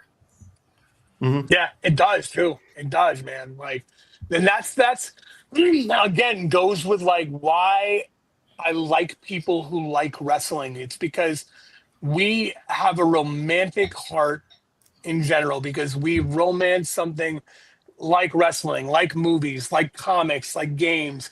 And we romanticize it for the story, the characters, and the journey itself and what it brings us on. And that's why I love this sport, man. It's everything that people like that love all rolled into one. And that's why the community can be so great when it's great. Yeah, absolutely. So I have a question for everybody here, and we can just go right around. And the question is, what was the first match that you ever saw that made you a wrestling fan? Oh, John. Kevin, I'm sorry. I didn't realize. No, because I've got two for this one. The first match, I don't know who he was facing, but it was Yokozuna. My cousin showed me an old VHS tape, and I didn't know his name at the time. I just knew him as the Fat Man. I want to see the fat man wrestle. And I was 5. My folks would not let me go and watch it all after I saw that tape. It wasn't until September 2002, the Unforgiven pay-per-view, where it was Undertaker Brock Lesnar for the WWE Championship. And watching that match, to go and use JR terminology, 2 hosses, duking it out, or the Big E terminology too also works. 2 meaty men slapping meat. Yep. But it was the moment that this wrestling bug bit me was when Undertaker took the chair to Brock's head. Ooh, and you saw Brock go out of the ring, and then you see the chair lift up, and there's this big ass dent in the seat. And I'm like, oh yeah, I'm gonna love this for the rest of my life. Hell yeah. Amanda? I don't really know, because I got into it more because of you. Oh. Which is true. I started going to the shows with him, and that's how I got into it more. Right, but what was so I guess for you the question would be modified a little bit to be, what was the match that you saw that made you go, yeah, I'll go to the next show with him, instead of being like, nah, you can go, I'll stay home, you can go do whatever it is you're doing. The first one I went to, I was in Albany with him. Mm-hmm. For Light Up the Sky. And it had to be with Fox. Yeah, with Fox and Maverick. Okay. Because Maverick provoked him, and then they started, Fox being him, started going on Maverick, where then Chris Envy came to want to protect his own son. And so it had to be that one. Okay. Just a quick story with what Amanda just said. I was working camera for that. I remember this. Yeah. We were talking to you, John. We were talking. It was Amanda's time to shine. Stop trying to take her shine. Yeah, he was working camera, and I texted him, and I'm like, "What is going on?" Because I didn't know at first, and I'm like, "Wait, he really got hurt?" And he's like, "So when they went to intermission, he came over to me, and he's like, no, he's fine. It's all part of," and I'm like, "Oh, okay." But I had no clue. I thought it was all real. Yeah. Then they did their job. Yeah. Jay, what about you? Well, the question is, what match that got me into the show? What was the match that you saw that made you go, I need to watch this more? Like live show or like TV? Doesn't matter. Whatever made you a fan. All right. For me, it was definitely Stone Cold. When I saw Stone Cold basically going against Kane on Monday Night Raw, that was it for me. I started getting into that. Then I started going to live shows. I was very upset because I couldn't afford a ticket for Triple H's return at MSG. Super duper tight. And John knows, a good friend of ours, Savage, went, and he actually got kicked out on that show. So I wish I was there so I could have just recorded all that and laughed. So I kind of but I did go. They had a show, I think, like 2 years after. I saw Triple H versus Kane when he was champ with Flair and the Evolution thing. So that was pretty cool to me. Yeah, I saw Scott Steiner, Booker T. So that was cool to me. I also remember a moment when I saw Sting and Seth Rollins with the statue. Yeah. Yeah, I was there. So that was freaking awesome. Oh, that's awesome. I never thought I would see Sting up close, but bro, the pop. That's cool. Oh, man, it was awesome, bro. That is awesome. All right, Phil, what's yours? I'm waiting to hear. God, dude, it's funny because like my earliest memories, some of my earliest memories are watching WCW Saturday night on my grandfather's lap. And I couldn't picture an exact match, but I knew that was the time when I started really loving wrestling. And so the match that I think that really sealed it for me was the build-up and everything about WrestleMania 6 and Hulk Hogan and the Ultimate Warrior, champion versus champion, and just I was, oh God, I was like 9 years old, man. Like Ultimate Warrior was the coolest fucking thing I'd ever seen in my life at that point, man. Like, but it wasn't just him that did it. Like it was like Mr. Perfect. Mr. Perfect was my absolute favorite wrestler as a kid, and I worship the ground that man walked on. Kurt Hennig was a wrestling genius. He really shaped my love of the business. Guys like Rick Rude, SummerSlam with him and Warrior, dude. Like Rick was so underutilized in my opinion, man. He was great in WCW. Oh, in WWF, absolutely. Yeah, he was one of the fucking best of all time, dude. Like, but that I'd say Hogan and Warrior shaped my love of the business, my understanding and want to be a part of the business. No doubt in my mind is I had a cassette tape of this that I would bring over my friends' houses, and to introduce them to wrestling, I would always start at the opening match of this pay-per-view, WrestleMania 10, Brett versus Owen. That match is one of the best wrestling matches to this day, and that was such a stacked pay-per-view, dude. Like, yeah, the first ladder match on there as well, but Brett and Owen, like the storyline going into it, the brother versus brother, like the story they told in that ring, and Owen going over the way he did, and then Brett winning that night, like that was my hooks were in, and like I was like, I'm doing something in wrestling in my life. I love this too much. So aside from the greatest WrestleMania 3 wrestling match, hell yeah, man. Those are original LJNs circa 1985. So aside from the greatest WrestleMania match ever, I would say that is second, and honorable mention goes to WrestleMania 8, Piper versus Brett. Hell fuck yeah, dude. Hell yeah, man. Like that's a great fucking match, dude.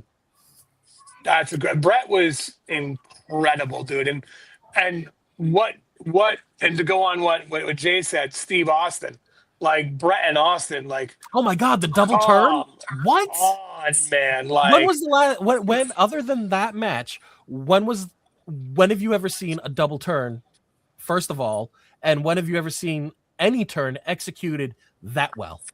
Yeah, it was that match was fucking amazing. Like, it solidified. Like, Austin was born with the 316 promo like King of the Ring, but that match with Brett, dude, like that's why he is on the Rushmore of wrestling. Like, one of the reasons, like, Austin's contributions to this business and the small amount of time he was here, and let's face it, it was small, was so fucking monumentally huge that it trumped so much of so many professional wrestlers these days. People don't appreciate how big that fucking Austin boom was. Oh, it was huge. I remember hearing teachers in high school talk about it. Talk about Steve Austin, or the football coaches being like, "Hey, did you see wrestling last night?" And talking about Austin McMahon, like what? Oh yeah, I went from being made fun of liking wrestling to like everyone in the fucking school liking wrestling when DX and Austin came out, man. Like it was crazy, dude. That was the first boom. And that's when like the boom, the Monday Night Wars, like the boom of the Attitude Era, dude. Like, and I mean that's why this new era, the business era, like I'm saying, is like that is the next big boom since the Attitude Era. We haven't really had a boom this big since the Attitude Era, and we're in it right now, man. And like we have two great companies putting out great shit and such a different product that it's awesome. And like the indies are the hottest they've ever been. There's so many companies. Like, dude, it's awesome to love wrestling right now. Oh, listen, it is great. It is fantastic that I can apply my AAA baseball analogy to pro. I saw Kevin's head just snap back to the screen when I said that. And I can apply it to wrestling. And my analogy with AAA baseball is you can spend less and you have just as great of a chance of seeing something just as awesome or seeing just as a big of a name. You know, and the same thing is true now with the indies because of how what has happened over time and how contracts have then evolved, where you can be on WWE TV and maintain some of your dates that you have, like Ricky Saints with Reality of Wrestling a couple weeks ago, like Gigi Dolan with, or Priscilla Kelly with Blitzkrieg. Yep, absolutely, man. And that's the beauty of it, dude, is like we're so fortunate. And dude, myself, outside of being in it, like, dude, as a fan, I get to say to myself, like, dude, I've got to introduce so many people to the ring that like my 15, 16-year-old self would shit their fucking pants if they know that I could say that I did that. And it's only because we're in this new era now that we get these people working the indies, and it's so fucking cool, dude. Mm-hmm. Yeah, absolutely. And I remember when wrestling had started to hit that boom, and when I was younger watching it, we had legends, right? But our legends were like JJ Dillon. Like they didn't have our legend wasn't like DDP. Yeah. And I have I have a friend, Furio Falcone, who wrestled DDP, over here in Mass, and it was, there you go, man. Like it was crazy. He took, I think, 3 diamond cutters. That's so awesome. That's great. And you couldn't help but just be happy because like you just got diamond cutted, bro. Yeah, right. It's a badge of honor. Like I remember the first time I met DDP. He's so fucking cool too, dude. Like it was so awesome. I was working at it was 2012, and I was working with a movie called Huff that was doing the horror circuit, and we were in Louisville, Kentucky at Fright Night Film Fest, and we were doing the movie, and he was one of the guests there, and he was at like 2 booths down from me. Well, we were doing like a live podcast recording, like with Charlie O'Connell, like Jonathan Rice Davies, all the people from the movie. And he came over and did the show with us out of nowhere. And she like did the diamond cutter thing to my co-host. And I'm just sitting there going, this is the coolest fucking thing ever. And most of the people are geeking out over like Pinhead, all these horror people. And I'm sitting there like, bro, DDP just like fucking did this diamond cutter thing to my co-host. And later that same fucking night, dude, Al Snow came over and did the show. And he literally made my fucking buddy's nipples bleed by giving him such a big titty twister. And those were the highlights of that show. It wasn't like the movie people. It was the fucking legends that were right there with you. And you get that now as a fucking fan. It's so cool, dude. Yeah. Just the evolution of wrestling, the boom period that we're hitting again is fantastic. But again, like I said, there is a little bit of a dark side to it, and it's unfortunately the ticket prices. But people still pay. But people still pay. And we're still watching, and there's 6 of us in a room right now talking about it, and more people are watching us talk about it now. It's become a part of culture now, and it's getting treated the way it honestly probably should have been treated for years and back during that Attitude Era. Like, and it's being treated that way now. Just be happy that we got to grow up in the era we did, that we have the indies the way they are right now, and that we can be fortunate enough to get tickets to go sometimes, man. It's hard for the guys who work for the company to get their families to go now even, man. There's ticket rules in place. Like, I have a couple friends that work in WWE right now that they can't get a lot of tickets for shows. Like, I can't be like, yo, dude, want to hook me up, because I know it won't happen anymore. Like it's a business now, first and foremost. And it sucks a little, but like, it also gave us like that universal appeal. Like I said, it's your favorite band getting on TRL or like getting on the radio and getting that big radio hit. It's like, yeah, it's awesome now, but like we're sharing it. And when you share it with casual people and you treat it like a business and like a sport, like the NFL, like the MLB, thank God for AAA, because we get to go, like you said, and watch these people at the start who are going to be there and get a relationship with them. Maybe you could be Facebook friends with them and watch their career go and be a small part of it. And I think, honestly, that appeals more to the romantic side of why I like wrestling in the first place than the new one does, than the new, like, watching just WWE. And I'll happily, like, support the indies and the smaller companies right now because it makes me feel like I'm still living that nostalgia of what wrestling used to be and watching these guys grow into the superstars in that Marvel cinematic universe that is the WWE eventually. Yeah. Just want to chime in before I have to do that. I gotta go take care of something quickly. Ray, answer your question for me. What got me was, and it wasn't because it was a technical match. It was more for the story that was being told. Bryan against the Authority going into WrestleMania. Ooh, that's a good. That was a good story. Movement. I love that because, and I'm going to use one word. It was relatable. And I'll use another word. It was homegrown. Exactly. Yeah. I just one It was an authentic thing.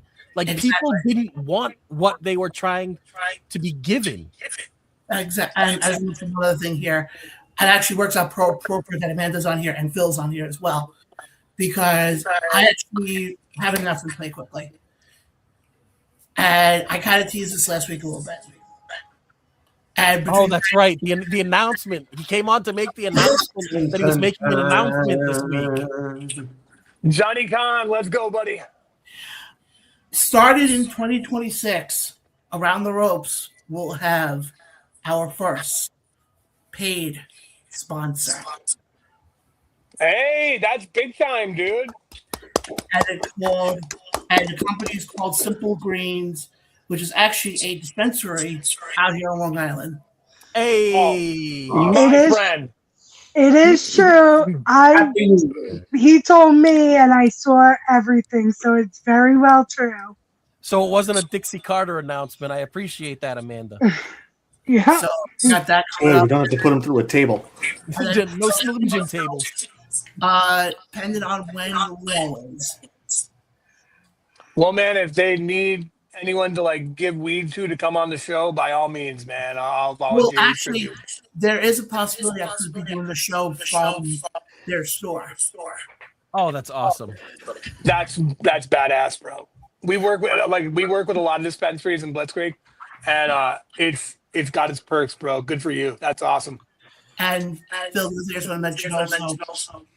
I remember you and I were talking about coming back for a show. Yep. Depending on schedule, and depending on if I can get Amanda to come with me, which shouldn't be that difficult. We will be at the Luau show. Oh, bro, I'd love to have you back for the Luau. I'd love to have you. Oh, you know it, man. Like the Luau is our I just said to him too. I said to him, I go, so I keep hearing about the Luau show and Blitzkrieg and everything, but when are we going? Well, you will definitely be going to the Luau. I cannot stress enough, like, get to this year's Luau.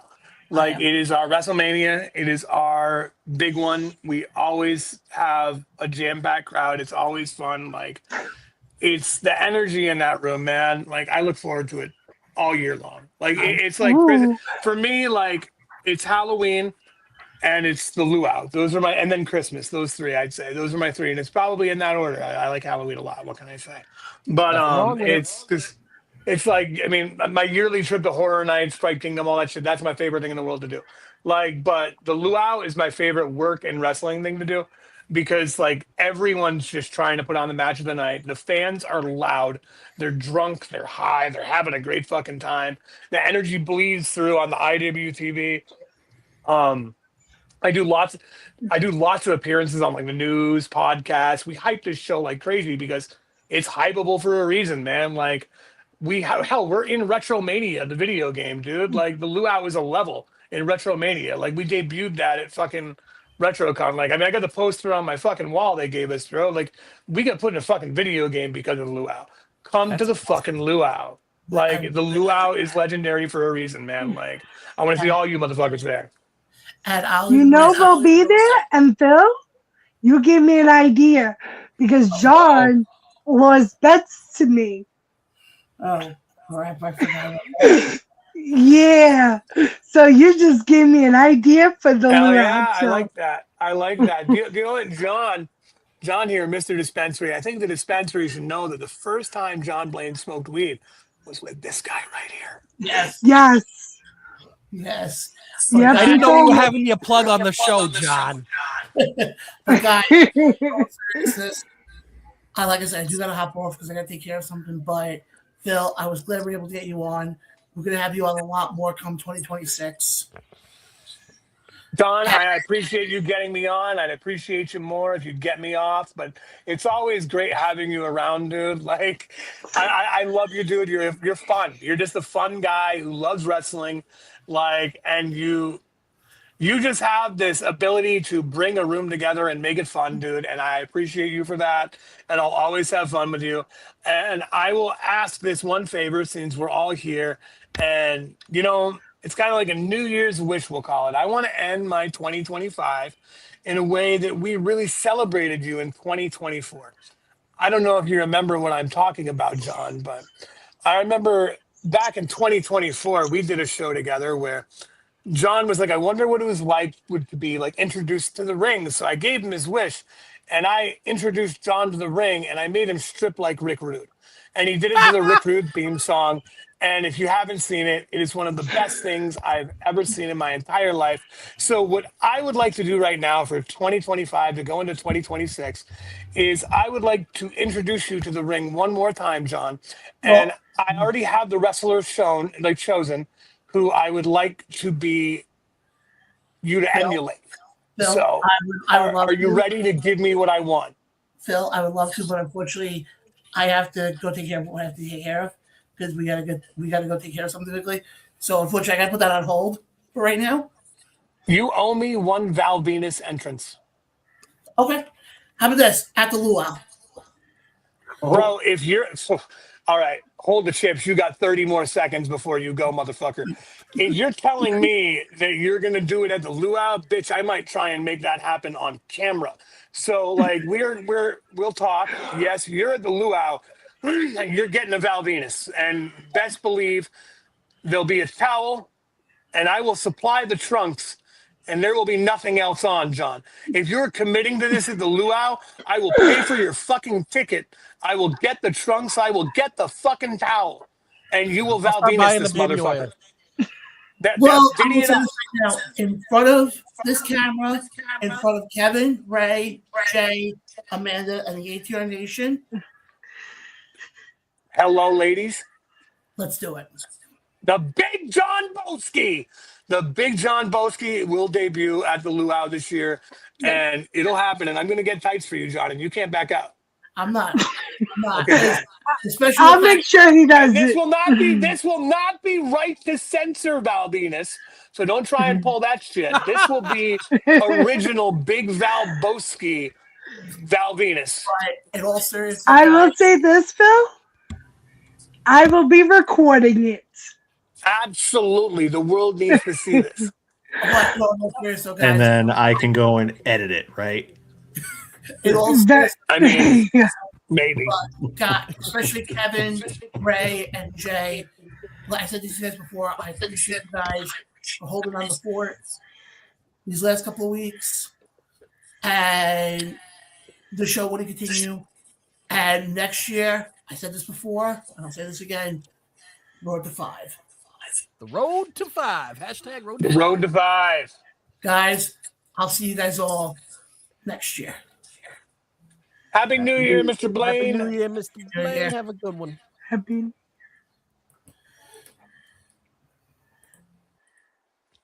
Just like that, he disappeared. Just like that. So I will answer my. Phil, I will make sure I record that show because then I can send it to him so he has it. I personally wish I could package it onto the fucking goddamn show itself and put it on IWTV personally, but I don't think that could happen. But I mean, I wish it could because I think the world needs to see this.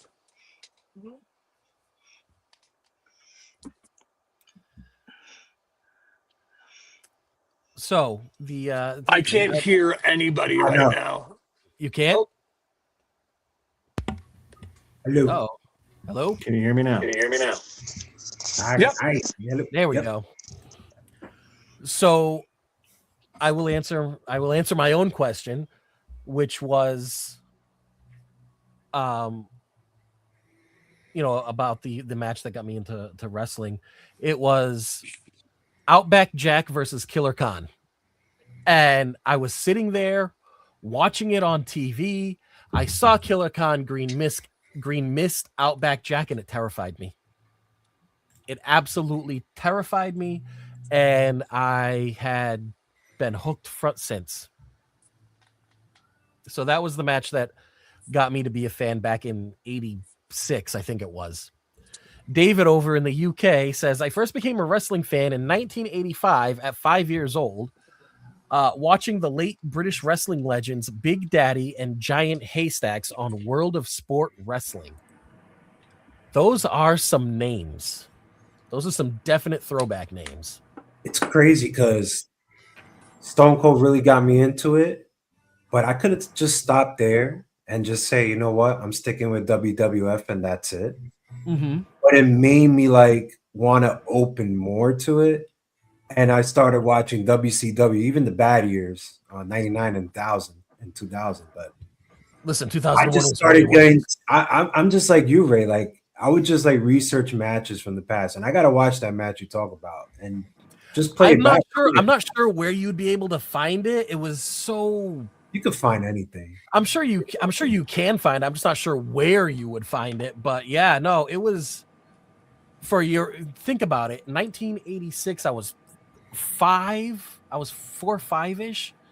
And like, imagine being a little kid that age and you see this giant scary man just spit this green mist. Crazy. Into this fun-loving Aussie's face, and like you're terrified, but you're terrified in a way that you were terrified of the Friday the 13th movies, where you saw the first one, Jason terrified you, you went to go see the second one. You know what I'm saying? So like, yeah, it's so crazy. Bill can't hear any of y'all except for me. Wilson, you got to look into that, buddy. Look into it for us. But I'm going to say this. I just appreciated it more because of what got me into it. And I wanted to know more. And I think that's what everybody, that they're curious to know more and they want to know and research and know who the players are. I'm going to tell you guys a story. I had G.I. Joes when I was a kid, okay? Mm-hmm. G.I. freaking Joes. You know what else I had besides G.I. Joes? Yeah. Hulk Hogan. I didn't even know who the person is. I'm a little kid. I had a Hulk Hogan figure. What does that tell you? It tells you that it's generation to generation. And now that I'm old enough and now my son is starting to watch a little wrestling here and there, you know, mm-hmm. I appreciate it more. And I think that a lot of people tend to forget that, man, you know, like they don't appreciate, they think it's this and garbage and that. And it's not about that. Even if it's something a certain promotion you don't enjoy, just appreciate what's going on. Appreciate the indies, you know what I mean? Like indie show coming up in Queens in January 24th, CCW at the Elks Lodge. You go there.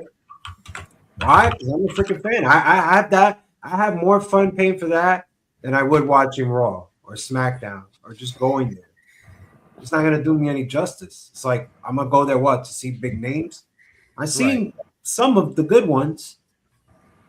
But why do I gotta go? Do I want to see El Grande Americano versus versus who? Like, listen, I'm paid to see that. I do want to say that the work that El Grande Americano and the Americanos are doing is Edge and Christian conquistador level work. Yep, like absolutely, dude.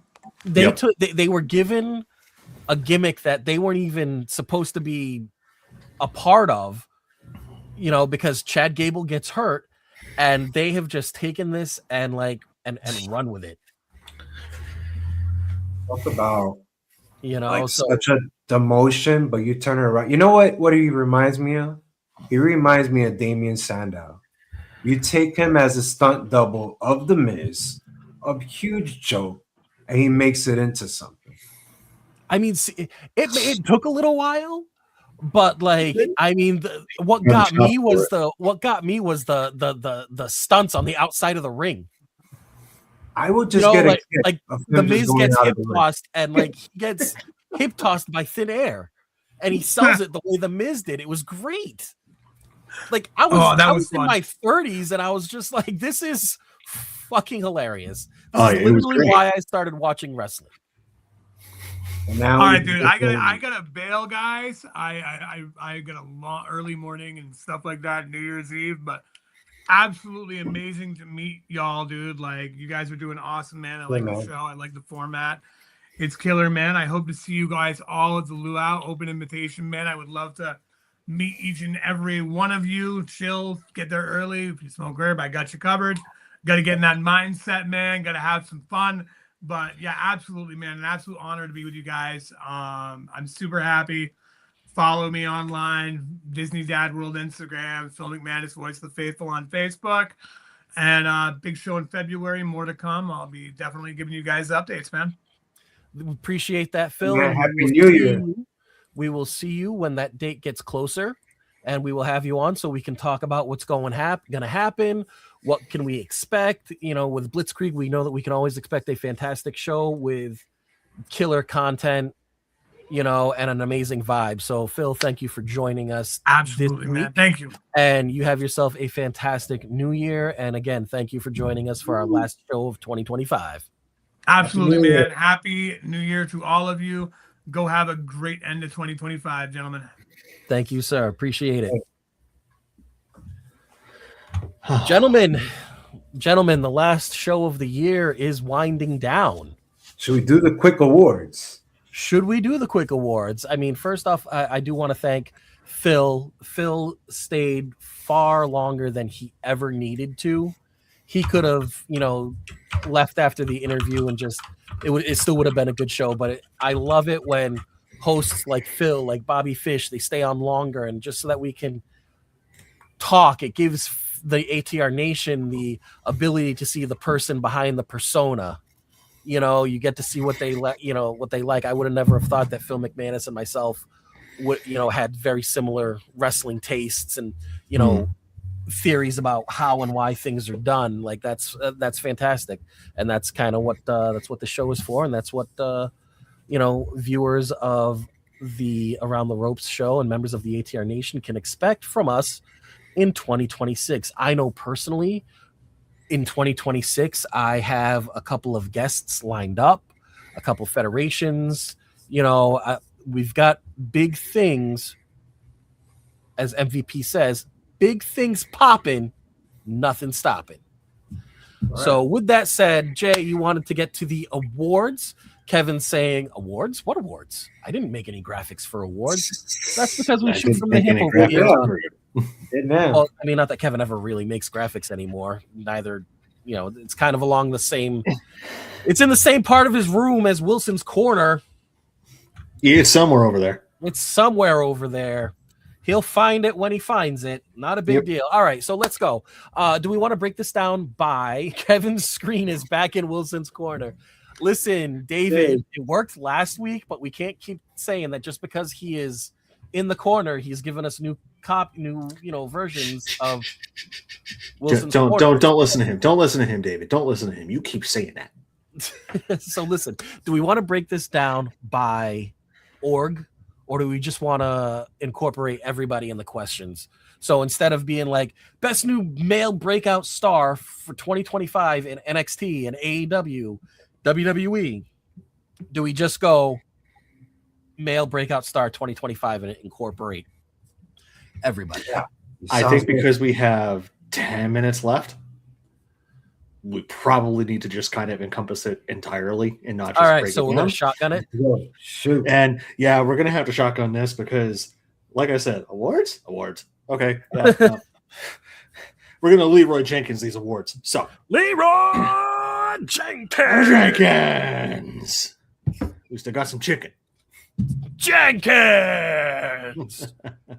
All right. So, like I just said, best male breakouts. Male breakout star of 2025. Obafemi. I'm with you, Jay. Javon Evans. Ooh. Ooh, and that's a I good say one. Javon, like I was thinking Obafemi first, and I went, no. Like Obafemi, you kind of like looking at how he looks and how he works, you expect him to be good. And then you look at Javon Evans, where he's a young kid, and you think he doesn't have enough experience yet, but he is working like he does. He works business, and he's like what 21 or 22, something like that. Like he's like young, really young.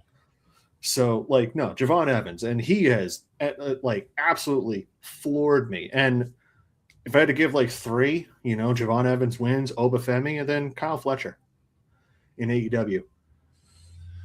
He's had a massive 25 to me. Damn, Kev.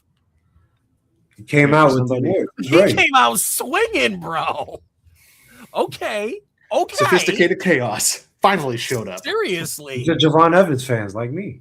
Listen, we're all Javon Evans fans here now, and we can pretty much all agree that we just don't know what the hell's going on. Exactly. I mean, I'm glad to see that he is being him and Trick are on. Trick is shining. Trick is shining right now. He's on another level.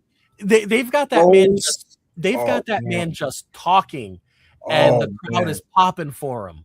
He's just talking to GMs in a backstage segment, and the crowd is going for him. He looks like the biggest superstar I've ever seen. I swear. He does. He's got I'm like sits down. Like Booker T whenever I see him on the screen.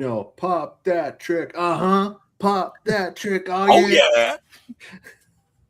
No, it's true, and I think that is fantastic. All right, so we did male breakout. Male breakout. We did. Let's go with female breakout. Mercedes Moné. I am gonna go with Kalani Jordan. Maxine Dupree. My man. He's just doing that to piss me off. My man. No. How in the blue hell the whole year, 365 days, this woman deserves to be the breakout. Well, I mean, great wrestling mind, Bully Ray always goes and says, "What do you remember the most? The finish." Barely on TV. Always the finish. And she's also, barely been on TV. I get it, but when she has been on TV, she's maximized her time. And especially in the last month with Becky Lynch, where she's holding her own with Becky on the mic. Yeah, especially the last couple of weeks. I mean, just last week. She just got murdered last night. Right? She got murdered last night. Last night she got murdered. She's not supposed to win every. But she's not the breakout star of the year. This is the year. You guys talking about 2-3 months. For him, Maxine is 12 months. For you, Mercedes is. I don't think, as much as I love Mercedes, I don't think I love her. Breakout star of. I think she's. I don't think some of the best. I think she's doing exactly what's expected of her. She has to be the it to all. Why? Because she has like 10, 11 belts, for God's sake. I mean, I think she's down to like 9. It has to be the it to all. That's it. But that's why I said what I said. Mercedes Moné is kind of like, hey, we kind of expect this from her. We expect her to be like 10, 12, 15 belts. I didn't because when AEW, she was trash. That's what I thought. That would kind of be like if you went and said, Tom Brady, 10 years into his career with 2 MVPs under his belt as the breakout player of the NFL. It's like, well, he's been in the league for 10 years. He averages 35 touchdowns and 4 picks a year, and he's got 2 MVPs. It's not really let's move on. So we got Drake May, breakout. I said Kalani Jordan. Okay. I think that to go with what you had said when you illustrated Javon Evans, I think that she has far exceeded what was expected of her, right? Like we were just talking about Mercedes. Mercedes, the bar was always up here for her, but she may not have been put in a position to exceed that bar. Now she's doing it, but that doesn't mean that she's the breakout. Whereas Kalani, the bar was here, and she is she has made that mark up here. Same thing with Javon Evans. I'm kind of thinking with Maxine Dupree, like remember, she started out as just simply the valet. Right. And she didn't really start wrestling until what? Beginning of this year? Last year. She was starting to really wrestle more often this year. And I see market improvement in her every time I go and watch. In her wrestling, in her promo skills, like Jay's gonna fight us till Let's move on. Let's move on. We got it. Let's move on. But all right, listen. What about let's go with male tag team.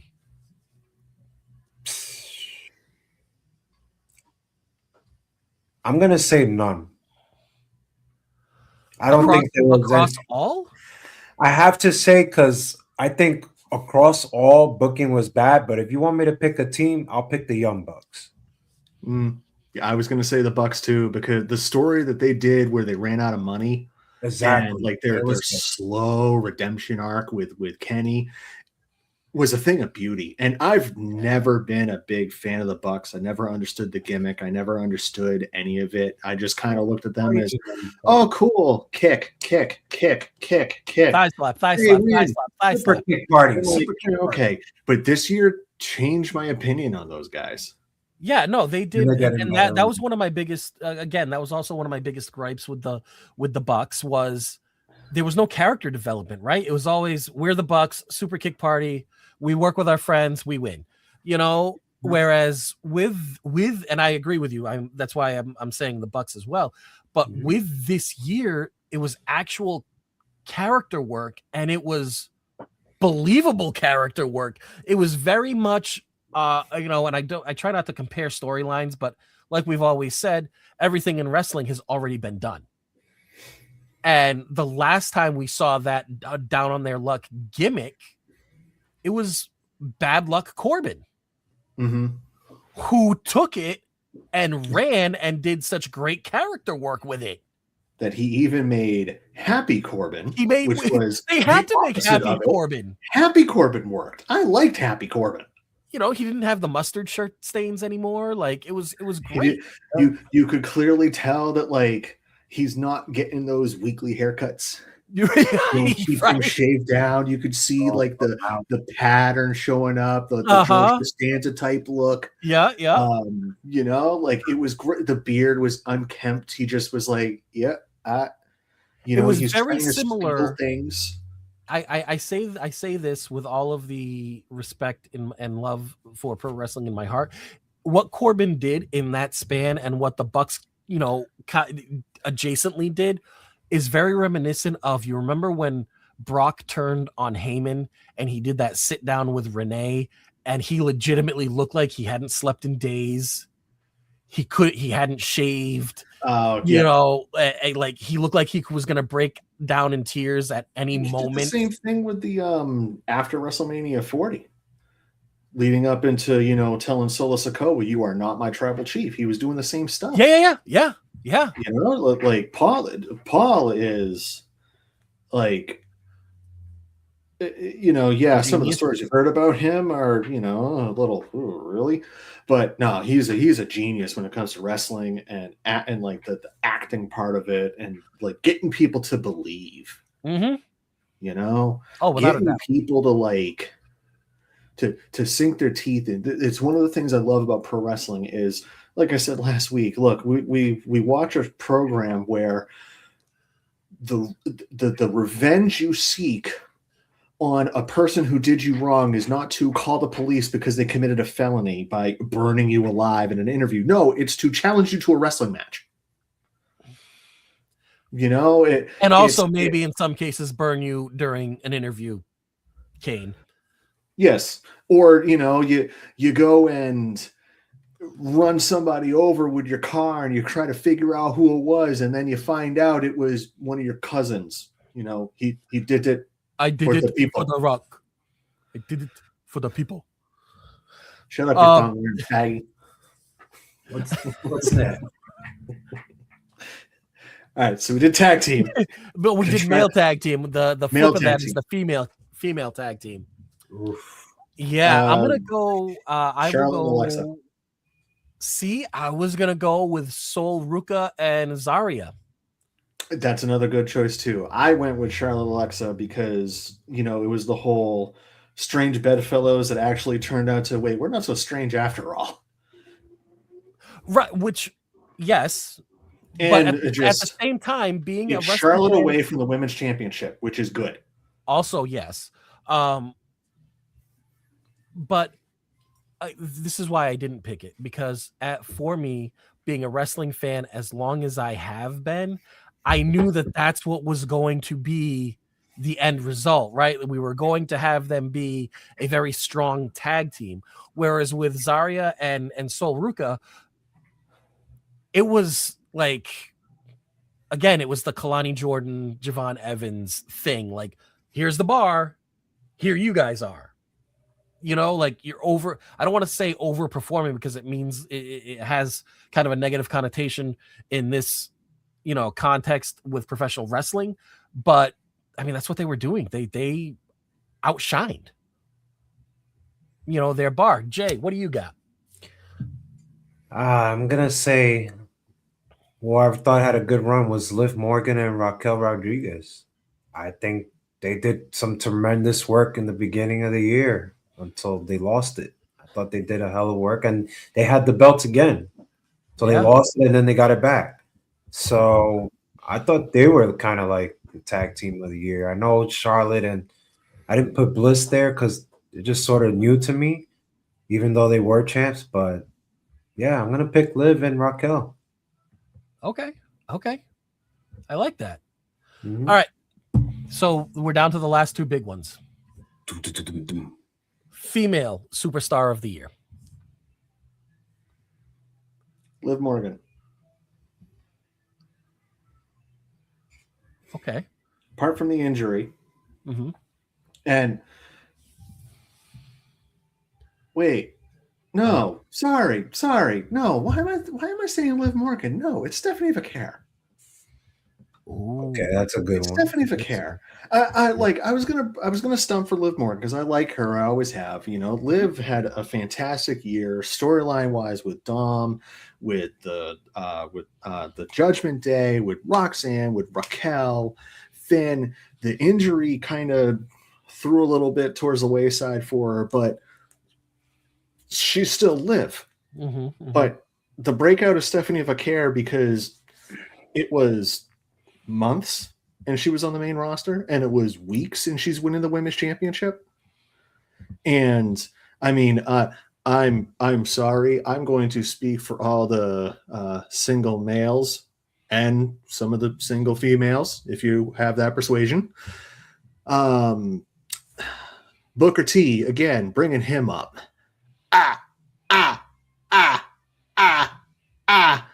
That, like, I don't know what she calls it. I'm not going to go Devil's and say Kiss. What I call it. Oh, Devil's Kiss. That's not what I was calling it. That was more of a sir. You're good. It involves Knuckles. Anyway.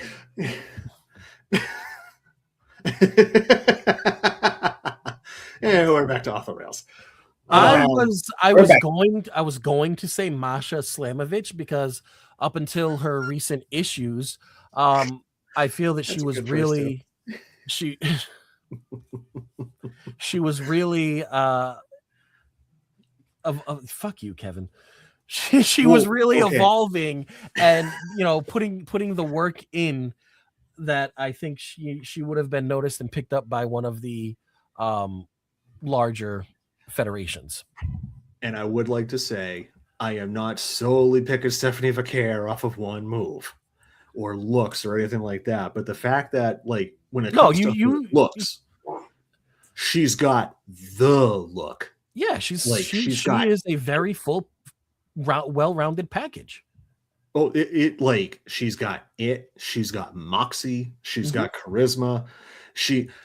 You can definitely tell that English is her second language, but it's now getting to a point where you really? Yeah, it's gotten so much better since she came over stateside to wrestle. And the fact that, like, she just has this aura, this glow about her when she shows up. You know, like, I kind of always look at it when I decide I'm going to make your entrance theme my ringtone for a little while. Mm-hmm. That's when I, in my head, go, yeah, no, you've gotten over on me. Yeah, no, I mean, I can see that. That's relatively common. So. For me, with Vaquer, not only is she like a well-rounded package as a female wrestler and champion, but you're right, she has this aura to me that like you could go to a bar with her, have a couple drinks, and have some of like the greatest wrestling conversations ever. Like that's kind of the vibe that I get from her. It's also the vibe that I get from my second choice, because I don't know if you guys are going to let Slamovich stay based on her issues, but Rhea Ripley. If Slamovich is a no-go, I'm going with Ripley. What has Slamovich is a no-go, because we just went and mentioned earlier how much we miss Vince in certain aspects. So like, whatever. I mean, that is fair. That is fair. Look, I boil it down to, does Masha Slamovich have some problems of her own? Absolutely. But in this crazy, cold, cruel world, who doesn't have at least one skeleton? And if it ain't the full skeleton, at least the spine. Sorry. Yeah. All right, Jay, go. It's going to be a shocker. I love Liv Morgan's choice, but I'm going to go with Toni Storm. And I feel that Toni Storm really carried that women's division for the first 7 months of the year. And she really put it on the mat. And she got better on the mic each time as she progressed. So I got to give it to her. It's just an amazing year she had. I mean, and amazing matches, especially the All-In match. And she lost that, it can't. I got to give it to her. Yeah, no, I mean, I'm watching her at World's End on Saturday. Yeah, it was great work. Like, you have her and Orange Cassidy doing the tango in the middle of the ring, and like when they do the dips and the kicks, and then they're kicking somebody from the Death Riders. I mean, again, going back to when Phil and I when we were all talking, and Phil was here, like that's kind of the zaniness that, even though if that were to have happened in like June, the IWC would have been all over it in a negative way, right? But because for some reason this end of the year stuff, everybody kind of is, in the holiday spirit, as Phil said, it was getting praised. It was, like, you know what I'm saying? So it was entertaining, is what I'm saying. A long-winded way of saying it. It was entertaining in the most pro wrestling way it could be. Yeah, when someone captures you, it's just hypnotizing, and she really did that for me. So I thought she had a hell of a year. I mean, pro wrestling is so very carny and circus-like that the stuff that Toni Storm and Orange Cassidy went and did. I almost said Darby Allin for a second. Though I'd like to see that. I'd like to see that. His brother on fire again? No. Darby Allin and Toni Storm doing like the twist or something. Oh, that would be okay. I see what you're saying. Yeah, right. That would be kind of fun. Seeing those two, like just it reminded me of like one of those campy action movies where they're in the middle of like a big fight and they get into like a dance off or something. It reminded me of that, and it was funny. It was great. Yeah, it was absolutely. All right, last one, guys. Last one. Big one. Male superstar of the year. That's what she said, Jay. I personally would have gave it to Seth, but he got hurt. So I can't believe I'm saying this because I really hate the fucking guy. But lately he's been kind of growing to me, and especially from what I saw this past weekend, I'm going to say Jon Moxley. I think Jon Moxley had a hell of a fucking year. And he convinced me this past weekend that a motherfucker could actually sell. I actually believed in 2 of his matches. He gets me captured. I believe he gets the right people over. And I'm going to just say the right people. He gets them over. I think he did a hell of a job for Kyle Fletcher as well. Oh, my God, right?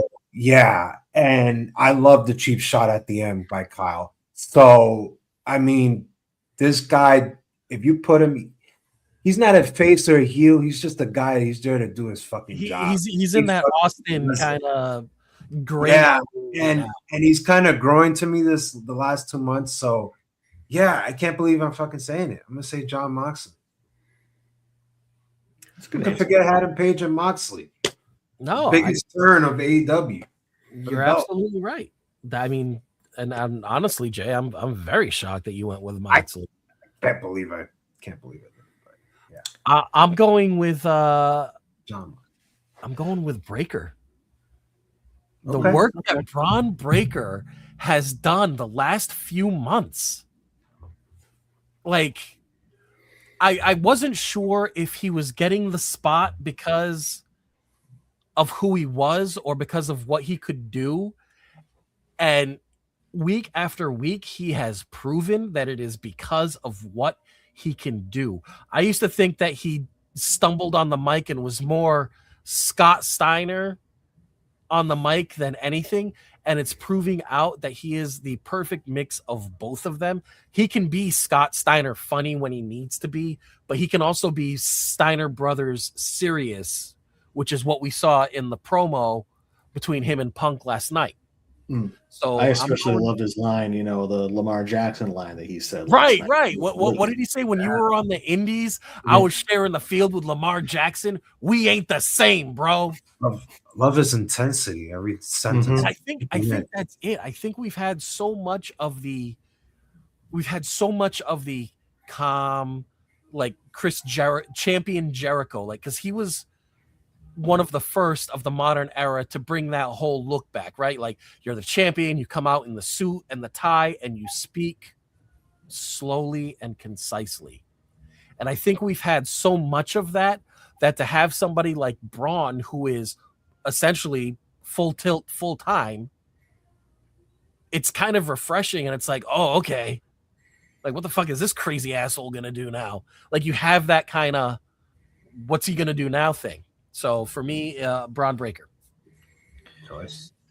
So I have one, but I can't not say the name John Cena for male superstar wrestler of the year, just because it was his last year. And it wasn't he showed up in January and then showed up at WrestleMania and then showed up in October. It was he showed up in January, February, all the way through the year, all the way. Yeah, no, he was consistent. So I guess we're not going to do a GOAT of the year then. No. He is not my pick. That is more of like I have to acknowledge him in a way. You know what? Put your ones in the air. You have to acknowledge John Cena on this one. Yeah, there you go. You have to acknowledge, or I have to acknowledge him. No, it's fair. But mine is Cody Rhodes, because he has proven that he is the guy in the WWE right now. The SummerSlam match with John, I thought, was light years better than the WrestleMania match he had with John. And the WrestleMania match with John was also not that bad. It really wasn't bad. I think everybody has the sour taste in their mouth because it was a very awkward heel turn, and Travis Scott showed up to go and walk down to the ring for 10 minutes just to go and do two things, and then that was it. And also, let's just keep playing that stupid Feathing Fiend song over and over and over again that's now going to infiltrate my nightmares tonight. We know how much you love that song.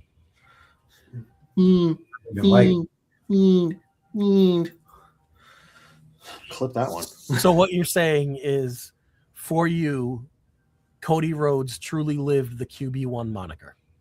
Yeah. I really think he did. And I got to go and give a quick aside to Drew McIntyre. This heel persona he's got, he's a bitch. In a good way. Like, when I bring you to hell, say hi to your dad for me. It's like, oh. Like he's a dick. He's not like a male Karen heel. He's a fucking dick. He's just a dick. He's a prick. He's all of the words he's just so conniving. He's so like backstabby. It's just it is so bad, but it's so great. All right, so the absolute last one of the night, your GOAT of the year. Kevin, you kind of blew this one up, but this is to acknowledge the one man that for a lot of us wouldn't still be following wrestling. And I think that the GOAT of the year obviously is for John Cena. I think he silenced a lot of critics with a lot of the things that he did on this tour. Mainly for me, it was his match against AJ Styles. It was the introduction that he hand wrote for him that literally nobody knew about because he didn't run it by anybody. He just said, "Hey, Alicia, I wrote this, read this, you're good." And she did. It was also the fact that in that match specifically, it was almost like to me, it seemed like he went out of his way to be like, fuck your 5 moves of doom. And he was wrestling a wrestling match. He's also been doing that type of mindset for about 10 years now, because that's when he started doing that springboard stunner. It's when he brought back that top rope leg drop. It's when he started doing like all these other different moves. He tried a Hurricane Rana at one point. It didn't really work out all that well, and he hasn't really done since. That's a lot of upper body to be trying to flip over while you're on somebody's shoulders. Okay, I get what you're saying. Kane did a better Hurricane Rana than John Cena. Yeah, but there's a lot more upper body. Yikes. Anyway, but no, you're absolutely right about the John and AJ match. And the other part to that match was the finisher fest. All they were doing was just playing the hits on the finishers to both of their great rivalries, like AJ Styles doing the Coquina Clutch, doing Christopher Dent, the Fallen Angel, doing, I forget the name of Frank Kazarian's, forgive me. That's fine. I do. Doing, the spear from Edge. The one that I wish I didn't have it in a storage bucket somewhere. Doing Sister Abigail. Yeah. That kind of that still kind of chokes me up a little bit at times. Oh, absolutely. I was in my feels after that. I was in my feels because of that. Like, because as much as you want to, as much as we want to believe all of the things that we hear from the IWC, we always know better because we always know somebody who knew somebody, or in our case, Kevin grew up in the same fucking state as the man and have multiple ties to him. So that him and his family are legit like that, Yeah. So, so his sister-in-law, you like, yeah. Oh, so that daughter go and watch Peacemaker? No, your daughter cannot watch Peacemaker. I don't think she needs to go and have the image of her uncle spread eagle in bed after coitus with a woman in his tighty whities. I don't think she needs to go and see that image quite yet. Correct. And I think, I think his nod to Bray was an act. Well, it was not like a ceremonial gesture. I think that was something that was heartfelt. That was something that he felt he could do and wanted to do, just like the following Wednesday during the cage match with I forget who, Samoa Joe puts his opponent in, I think it may have been, he puts him in the STF, the STFU, and looks at the camera, he looks at the camera and salutes. Yeah, so I think that also shows you to, the type of person that he was in the business, where you have people from different organizations showing their appreciation for him, during their shows. So GOAT of the year this year goes to John Cena. Maybe next year it goes to AJ Styles. Who knows? For me, or Jericho. January 6th. Okay, folks. And for that, I am Ray. He is Jay. That's Kevin. This was the last show of 2025 for the Around the Ropes radio show. Please tune in starting next week when we start with our first show of 2026, the Road to 5, hashtag the Road to 5. Please put that on all of your posts that involve the Around the Ropes radio show. You can find us on all of our socials at the new Around the Ropes radio show, featuring John and Jim, Bob and Tom, Dick and Harry, on YouTube, Instagram, and your sister's ass. Have a good night. Happy New Year. Yeah. we gonna stop the show, or are we